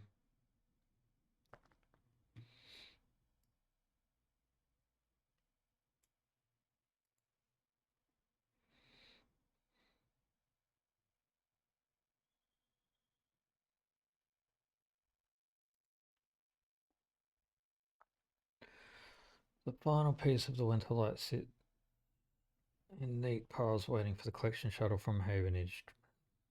Dragos has managed to sell the remaining pieces to the shipyards. A fact that's hard to forget as he has been telling you about it for the past 2 cycles. And all that remains is for Havenage to come collect. You look around at the yard transformed from when you first arrived. The mostly repaired drones flit back and forth, no longer buzzing unevenly or lost in the corners, and the scrap is sectioned, sorted, and the system that you and Dragos have put into place over the past cycles paying off. As you look, you notice the glow of pale light from the office by the entrance, that run-down cab of a building which houses all the records and spare equipment. Dragos must be inside, and you get to your feet and walk over to find out when the shipyard collection crew will be here. Knock. Sleeper, come in. You swing open the door and walk in. Dragos is sitting at a small metal desk. The shipyards told me they'd be here soon. Then they'll hand over the chits and we are set. He writes something with a stylus on his slate, then shuts it off. Of course, we should talk about a bonus. He stands and turns to face you with his face placid look. I don't know when the next job is coming in, but this should tide you over for now. He opens his hand to reveal a stack of chits. What's going on here? I said it's a bonus. Take it. Dragos presses the chits into your hand. I've done well by you, and you've returned the favor. He straightens up and clears his throat, and you realize he has prepared what he's about to say. These chits are for you to take and do what you will with them. They are from me, and they are the last I'm going to give you. He pauses. There's no more work for a sleeper in this yard. He folds his arms. I'm sorry, but that's it. You stay in the container as long as you need, but the yard is done with you. He turns away to his terminal. What do you mean? Don't press me, sleeper. This is for your own good. The glassy apertures on Dragos's headset betray no emotion. You need to stay away, sleeper. He pauses, considering his words. Trouble is going to follow you here. Trust me. What do you know? Dragos kicks the floor, frustrated with himself. I'll not be saying any more, sleeper. Dragos suddenly grabs you by the shoulders and drags you out of the office into the yard. He turns you to face a stack of pieces from the winterlight dissected, cut down, totally unrecognizable as the ship. You came through that, sleeper. You came through that, sleeper. That should have been you. Chopped and stacked, his hands trembling. trembles on your shoulder. That is what happens here. We cut down broken machinery and move them on. Well, I didn't cut you down, but I'm sure it's hell moving you on. Moving you on before whoever killed that ship out there comes to kill me. Kill you? Kill both of us, he shakes his head. These ships, they don't get decommissioned. They didn't break down in dry dock. You think they'd look like that if they did? Someone's ended them. That means someone tried to end you, Sleeper, and I'm done waiting for them to turn up. We've had our fun, now it's time. He gives you a little shove. Go on, he turns and walks back to the office. That's it, he shouts and goes inside. Silence hangs in the air and you leave with your pockets filled with clinking chits and a strangely hollow feeling in your chest. Oh, I got me some money. Minus.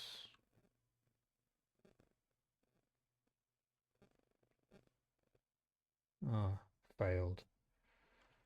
I thought I was finishing that. Guess I wasn't.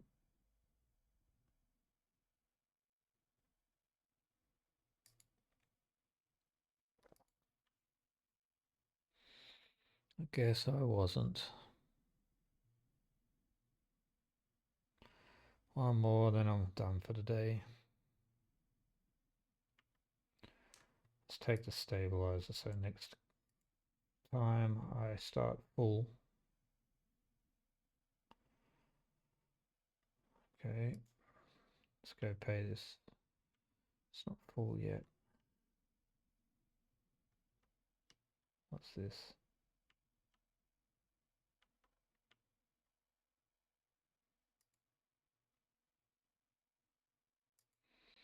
Let's do it. Let's take the risk.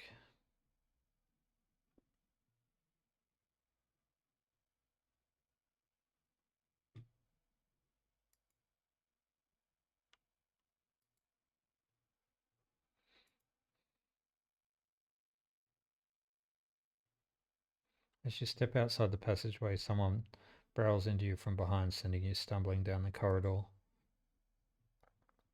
Eshi. You turn to see an unfamiliar spacer laden with heavy gear. She steadies herself, stares you down as if daring you to respond. Stay silent. She adjusts the straps on her shoulder, barely giving you a second look before setting off down the corridor. Peek. I'm sorry for her. Second spacer smiles at you apologetically. She's on a mission, and when she's on a mission, they shrug. Not a problem. They smile. You're sweet. Peek. Esh. This is calling Peek and Ash. Stands further down the corridor, glowering at her friend. She chops at the air, pointing down the corridor to whatever end she is rushing to. Peek raises her eyebrows at you. Ash, please. Do you want everyone on this station to hate us? Ash hardens. They want to hate us, they can hate us. She drops her hip. I'm not exactly seeing much love as it is. We're lucky we got through before they set up that damn cordon. The station, Peak size, the station isn't Hawthorne. Everyone isn't yoked to the same corporate protocols. Ash sighs. I'm not saying they are part of the administration. She jerks her head in your direction, but I'm saying we need to get these supplies to the Briar before someone starts asking questions. Can I help? Pete smiles slowly. See, Ash, help. Isn't that exactly what we need right now? Peek. Ash rolls her eyes. Peek ignores her. We are with the refugees. The ones Havenage have cordoned off from the entire station, entering the station. Ash interrupts. The ones that are being quarantined is in makeshift vessels that barely made it to the eye to begin with. The ones that your station administrators have called an existential risk and are running out of supplies while their right to safety is being debated by people with no stake in their future. She quickly looks away, annoyed at her own outburst. Pink sighs. She's right. People are trapped out there, and they turn to Ash. We understand that this is a big problem for the Eye, hundreds of refugees and more ships turning up each cycle. They hold up a hand to stop Esh interrupting, but Esh turns away, her burning anger a palpable force in the close quarters of the corridor. They need supplies and after everything they've been through, the quarantine isn't helping. Peak finishes. That's difficult. Peak forces a smile. Peak, please. Ash gathers herself and the supplies. Ash, we need help. Just like the refugees need help, we need others too. They smiled at her. Peak turns to you. Come find us. The climbing briar is docked at the broken spoke. Past the greenway in the wasters. We have a good view of the cordon, though we are keeping our distance for now. Come help us. They squeeze your hand. Ash turns to leave and Pig follows, waving goodbye. A moment later, Ash shouts back down the corridor, don't bother coming empty-handed. You want help? You want to help? Show us. Bring supplies or don't come at all. And with that, they disappear around the corner, Ash already picking up speed as Pete calls for her to slow down. A refugee flotilla. Where are they coming from? And why now? Each time you think you begin to understand this place, something changes.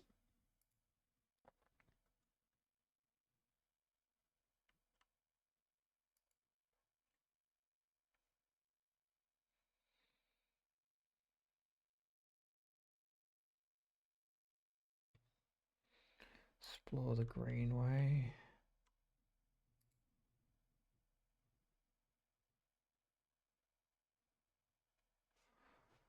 Work the grow beds.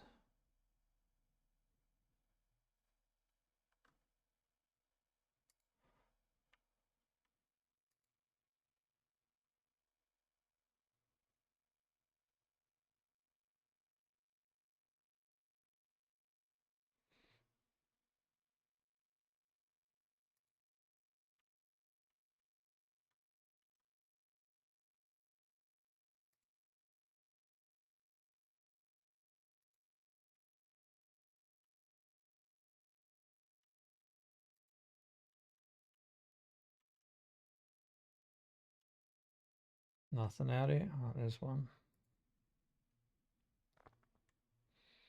Don't have that, whatever it is. And that's the only one out here.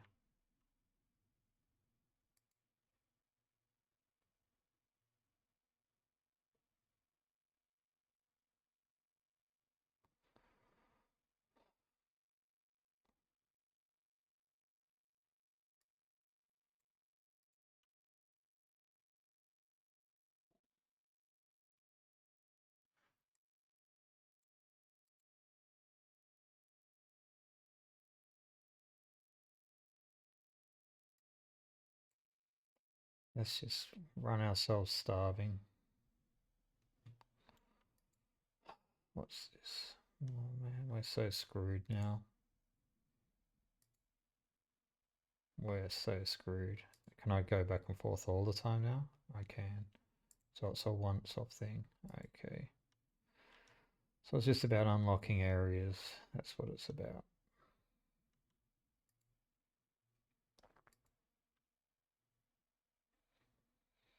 Gonna starve. Starving.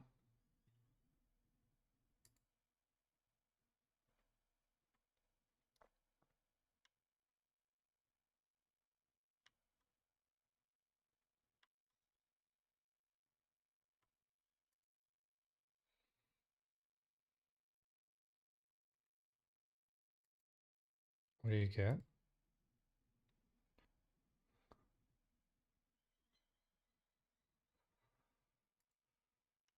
I don't know.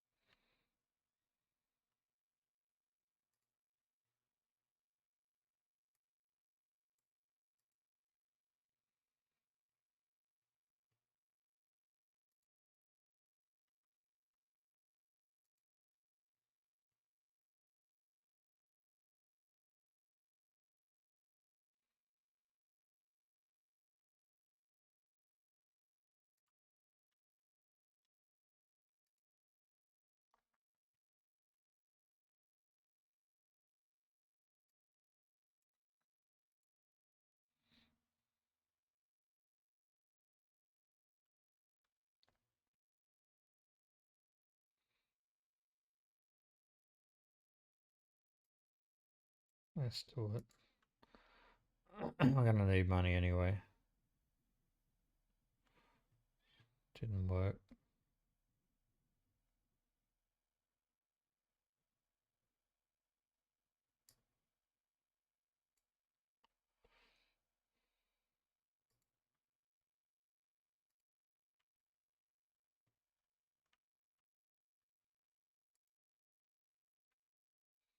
As you approach the address, Rabia gave you a heavy hand, falls on your shoulder. What's your business here?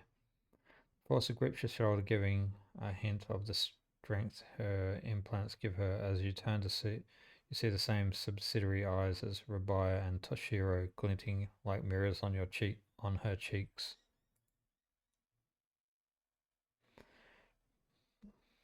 Gia, please, the sleeper is here by my invitation. At Rabia's command, the hand immediately loosens and an apologetic look replaces the skull on Gia's face. Of course, Rabia, I'm sorry.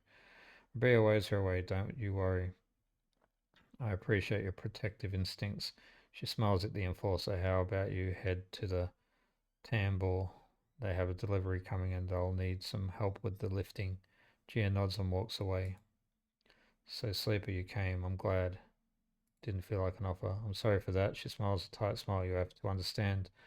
Finding you there in Sabine's unit, I wasn't sure where we stood. There are more than a few people in this station who would rather I was dead. I had to be sure you weren't one of them.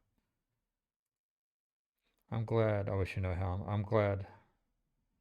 Briar begins walking and gestures for you to walk with her. She takes you down a staircase into the bustling walkways of the low end. What do you know about yet again? You are a gang. You run the lower end. You are a gang. A gang, yes, is what people call us, but what meaning does that word have in this place?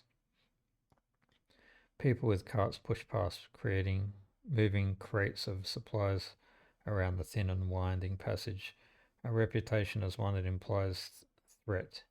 Is that fair to say? We are framed as aggressors, parasites, criminals.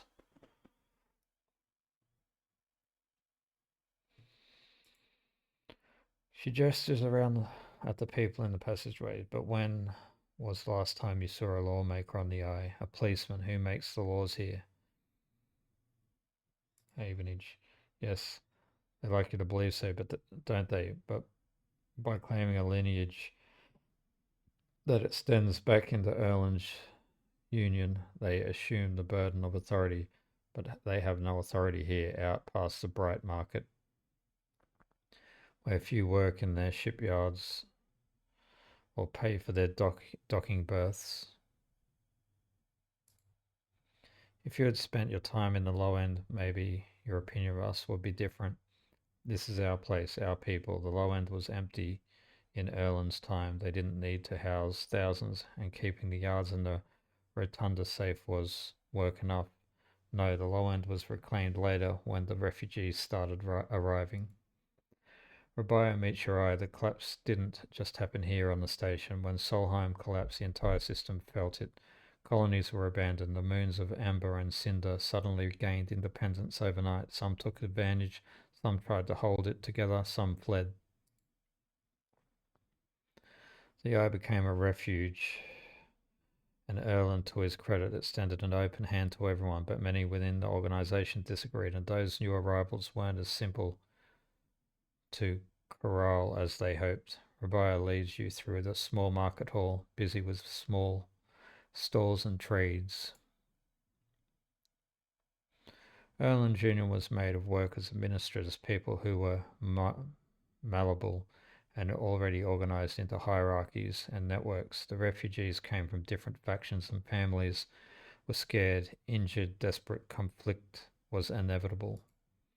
Yet again, as a child of that conflict, a child born out of the need for us to stand up and claim our future, to provide security, strength.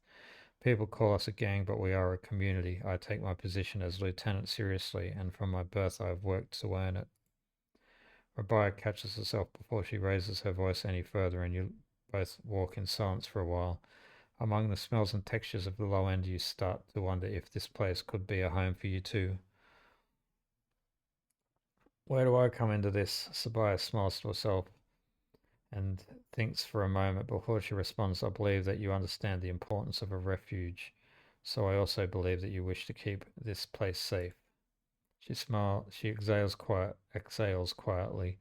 For this reason, I would like you to trust me. I don't know what Sabine told you all about us, but I imagine it was not good. I'll be honest with you, Sleeper. I was never comfortable with having Sabine as part of yet again an ex-corporate employee. It goes against our nature, but their deal was with Yannick. I kept my distance, made sure Sabine had their surgery, kept it supplied, that was all. But I cannot allow people to go back on the promises they have made to us yet again. Has not lasted this long because it is a charity. We offer and ask for support, and betrayal will be treated as an attack. Who's Yannick? Yannick is one of the heads of Yadigan. They guide us. He is the newest to be elected. He is an elder. Sabine found something. Please, I don't want to hear their accusations. They only wanted to escape their debt. They would have said anything. But where are they now to stand behind their claims? Stay silent. You realize that Rabbi has led you into a loop, and together you both come back up a staircase to the walkway where you met. You are free to go to sleep. I have said what I wish to say. She looks out through the windows of the walkway. I will protect this place with my life as it has protected me. I want to make that clear. She turns back, however, if you wish to come under its protection, I can help you.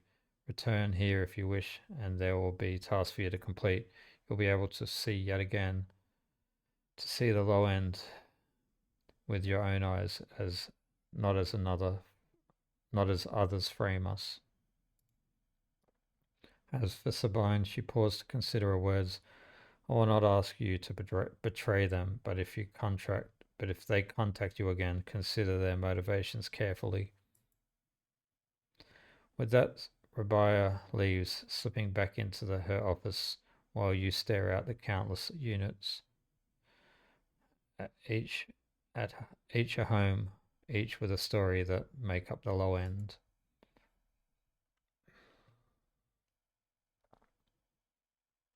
Drive discovered.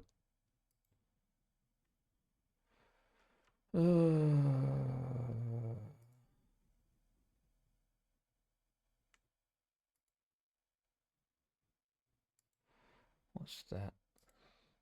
Whatever it is, I don't have it.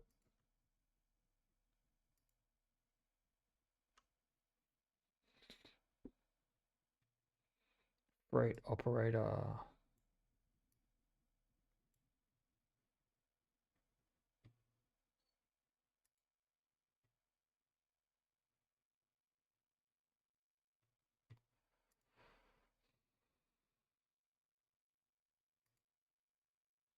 What was up here again?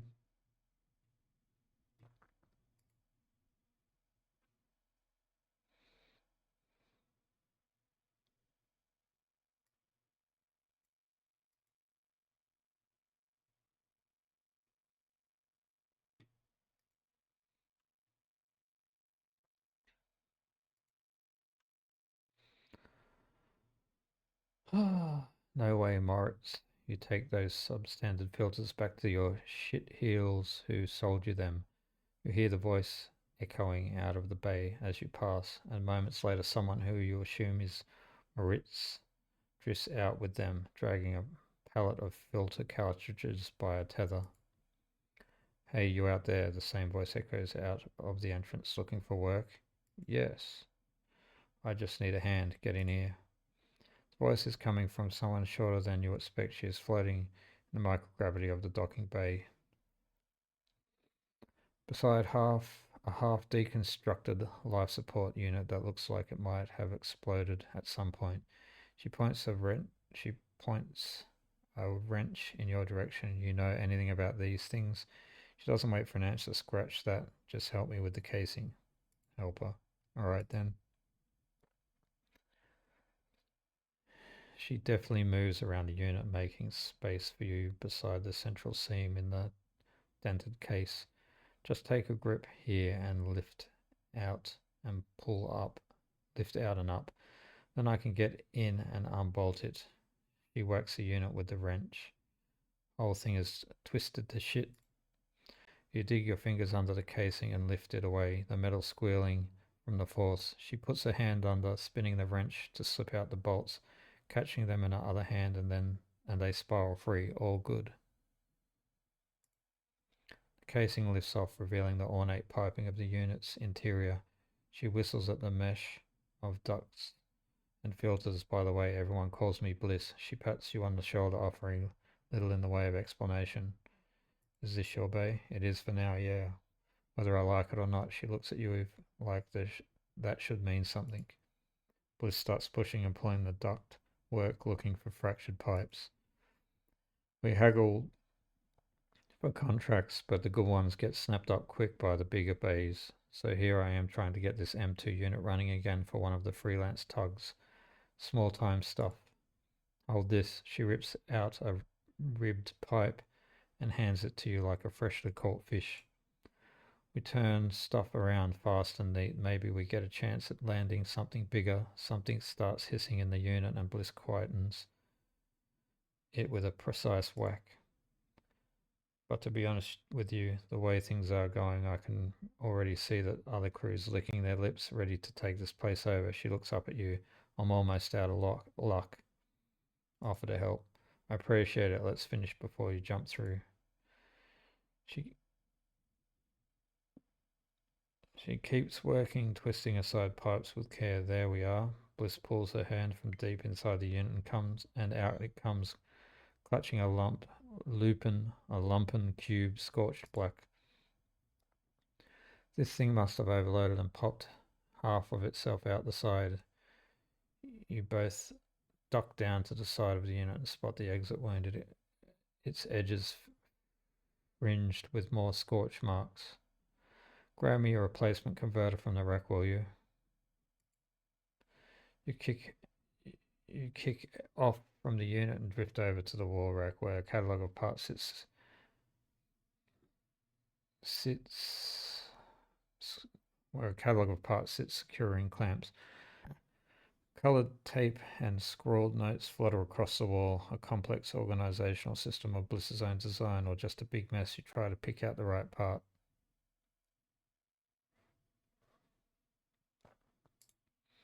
M2 converter. You grab the part and push back to the unit. Bliss holds out an arm and you pass it over. The converter spins gently as it leaves your hand. Perfect. You passed. She straightens up from the unit. That's it. If you want to work here. Bliss rubs her hands clean, looking down at her palms. Truth is, I need a hand here. My partner skipped out on me and left me with a whole mess. You seem like you might at least be better at spotting a clean air filter than Maritz. I'll be happy to. Wait, she frowns at the rack. That's not all of it. My old business partner, they rinsed the place empty with emptying the accounts. To bid for jobs we need to put down deposits, bringing in parts, pay tug fees for that. She looks nervous, embarrassed. We need shits. You want me to pay to work? Come on, it's not like that. We'd be partners, straight split. Bliss settles against the unit and looks out off into the distance. I guess I look pretty stupid here. I'm asking any random passers-by to be my business partner. No offense, he manages a smile. I get it. Thanks. You meet your eye. I appreciate it. Bliss goes back to working on the unit. Look, it's no pressure. You find the money or you find someone who has, or you just forget the whole thing. Up to you. She gestures for you to help her refit the casing and you both slot it back in place. I think I'm good to wrap this one up for now, but if you are into it, come back and we can bid on a new contract, something to get our teeth into, something that pays. She gives you a serious look. You can trust me, I don't say this stuff lightly. You kick away from the bay, propelling yourself back to the handholds at the entrance. You slip out with a wave, and as you do, someone slips back in. You hear Bliss as you glide down the passageway. Maritz, I swear to God, if those filters aren't clean, you smile. Seems like this could be interesting.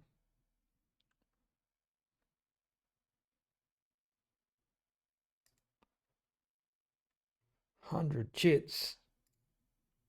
God damn it.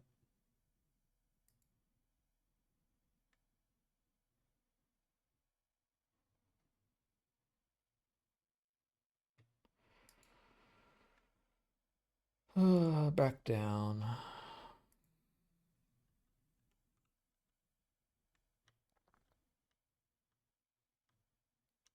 I just want to know how much I'm going to owe. That's all I really want to know.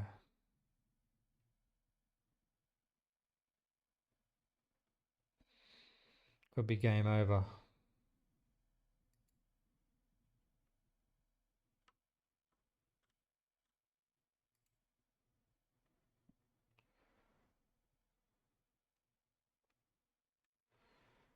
$58. Gonna need to do a bit of work to get that.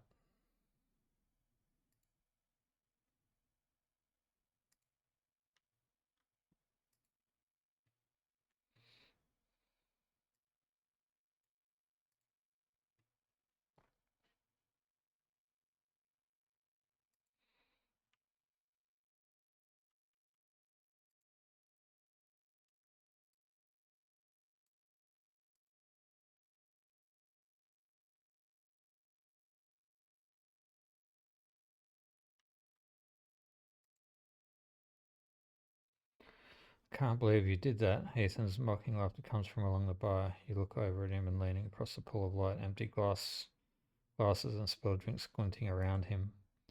It's always dark in the compressor, but this cycle the place is packed. A load of spaces mixing with the locals.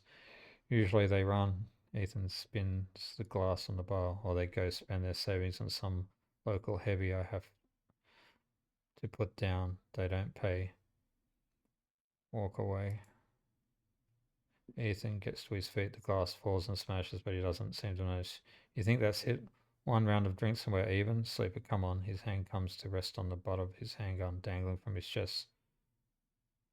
What's wrong with you? Ethan laughs hard, and the people around him turn to see what's happening. You think this is on me?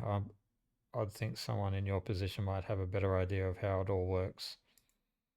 I'm a freelancer sleeper just like you. We both signed a contract with S&R, didn't we? Difference is that my word means something. Closes the gap, stumbling a little. What did you think? You could just run away from your contract, your debt? You could just steal that natty little body of yours and take it for a joyride? Play human for a cycle or two? I'm nothing to you like you. That's what I'm saying. Ethan is addressing the bar now, having noticed the attention from the other patrons. You're a coward. I'm a professional. Though I should thank you. Ethan nods his head heavy. You're giving me such an easy job. I'm used to outlaws, you know, real bounties. If I knew catching sad little escapees like you were so easy, I would have changed clients ages ago. Someone shouts from the back of the bar for Ethan to shut up. He holds up a finger in that general direction without turning around. Shoot me or leave. Stay silent. Nothing to add. Ethan turns and walks back towards the bar. Good lesson learned. Ethan sits heavily back down on his stool and searches through his glasses for one with something left in it. The thing is, sleeper, I can find you anywhere. It's actually wild that you haven't figured it out. That body isn't yours, and it will always betray you, no matter what. He finds glass and downs the contents. So please go. I'll catch up with you whenever I need another. He laughs and taps the bar for a fresh drink. Leave. You turn on your heels and you, you turn on your heel and are out of the cloying darkness and sweat stench of the compressor. You walk hard and fast down the walkway, anger driving your footfalls into the metal rims like hammers.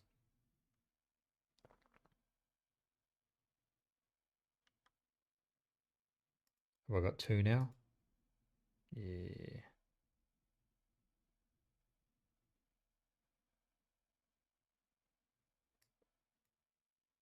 I want that.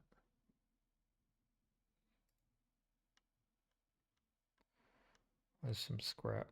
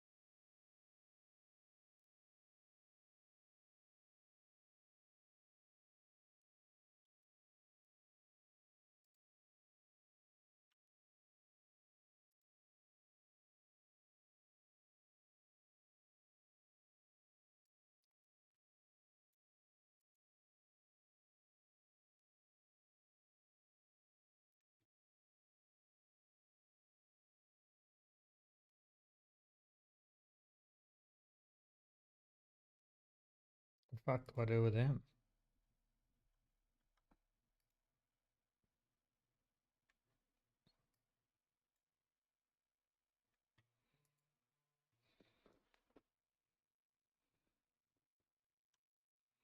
What do I do with them?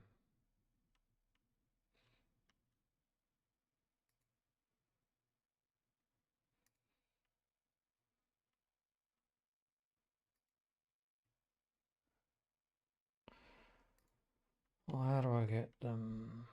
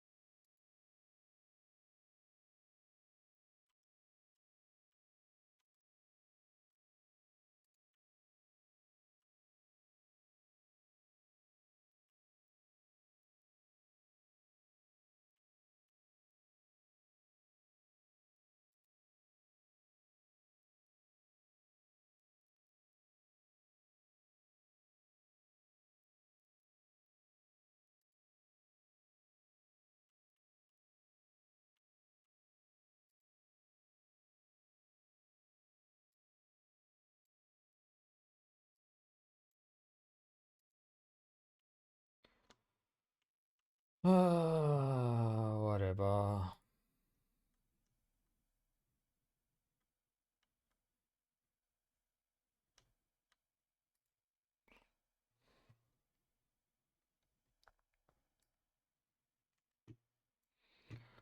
Let's work our way through then, I guess.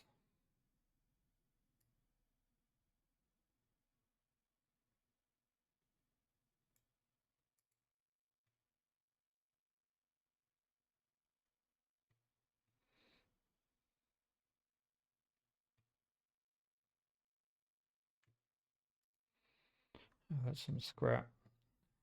Each shifter crowd will be workers gather outside the shipyard, each of them clinging to a 4-digit number printed on receipt paper. These are their assignment numbers, and you are either called for a shift or you aren't. As you arrive, the crowd is restless and chatter rumbles through the lines. For those who, like you, have graduated to the work teams, shifts are guaranteed, having just walked out of a meeting with a supervisor where you were praised for your efforts. You feel the glow of a job well done. Yet you can't help but feel empathy for those huddled as you pass, waiting for their number to come up. You keep your head down as you leave the shipyard, feeling a little guilty as you do. Hey, sleeper, wait up. Lam's voice trembles as he shouts over the rumble of the crowd, and you turn to see him pushing through. Minna cries in his arms. Lam, good to see you, friend. He is breathing hard after shouldering through the waiting workers. You made the work team, good for you. He tries to catch his breath, strokes Minna's hair, and as he does, shh, baby, give me a second here. He smiles weakly at you as he comforts her, and her cries start to fade. Out of the crowd, he sets Minna down by his side. Shiny streaks down both cheeks. As he does, you see he is clutching an assignment number on a crumpled piece of paper. Waiting on a shift? Uh-huh. You know how it is. He puts his hand on her shoulder as she clings to his side.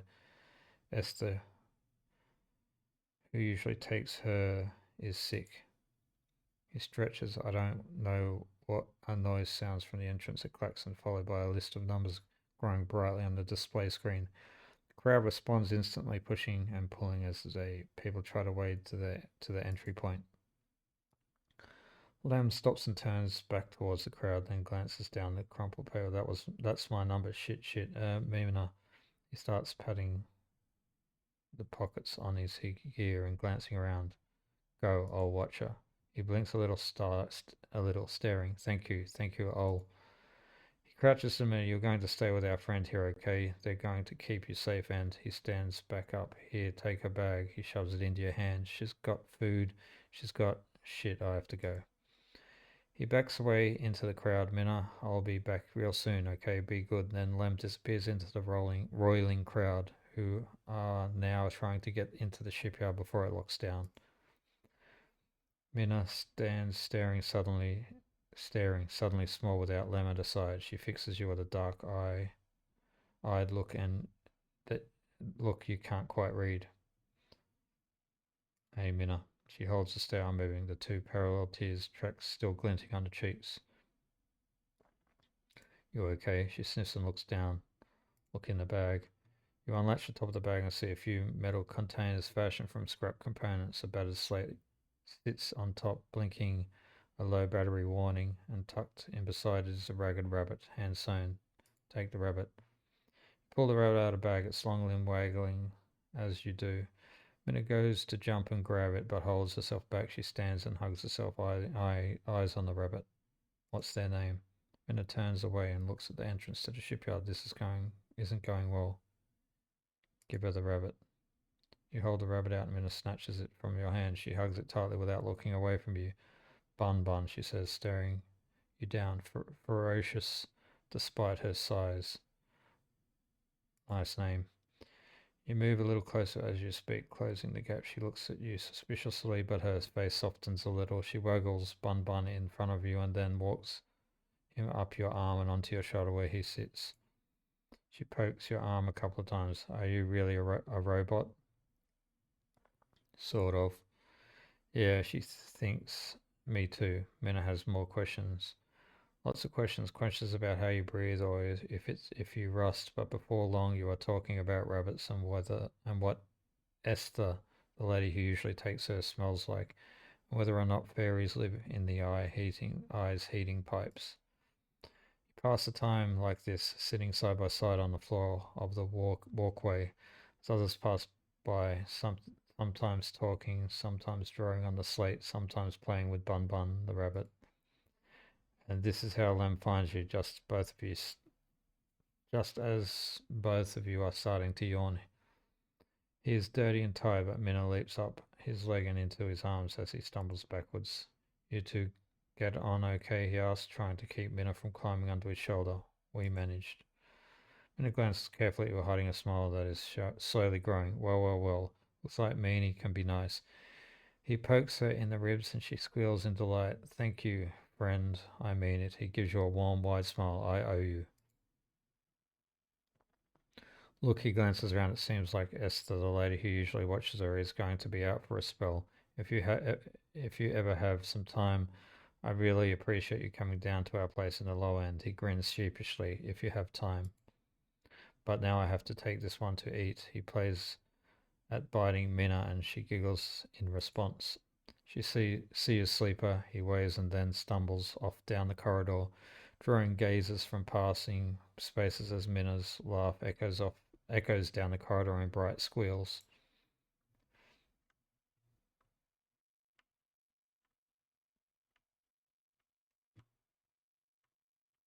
Go. No, not doing it. Not this time. How much was this? That's 18. How much was this? 100.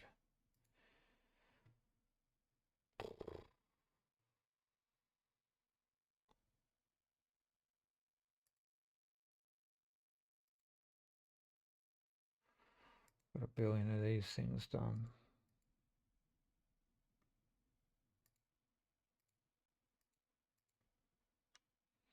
What?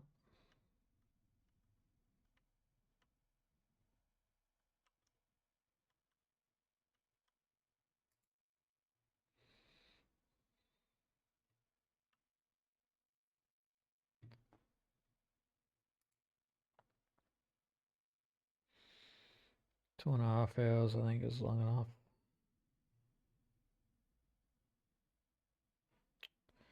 Damn.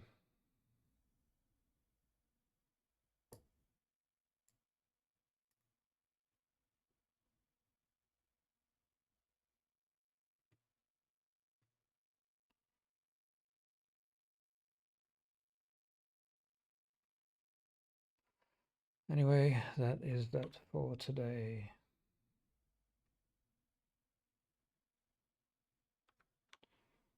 When does it save? Is there a save button?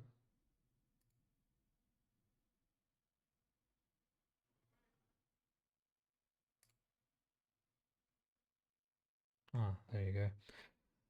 Okay, until next time. Goodbye.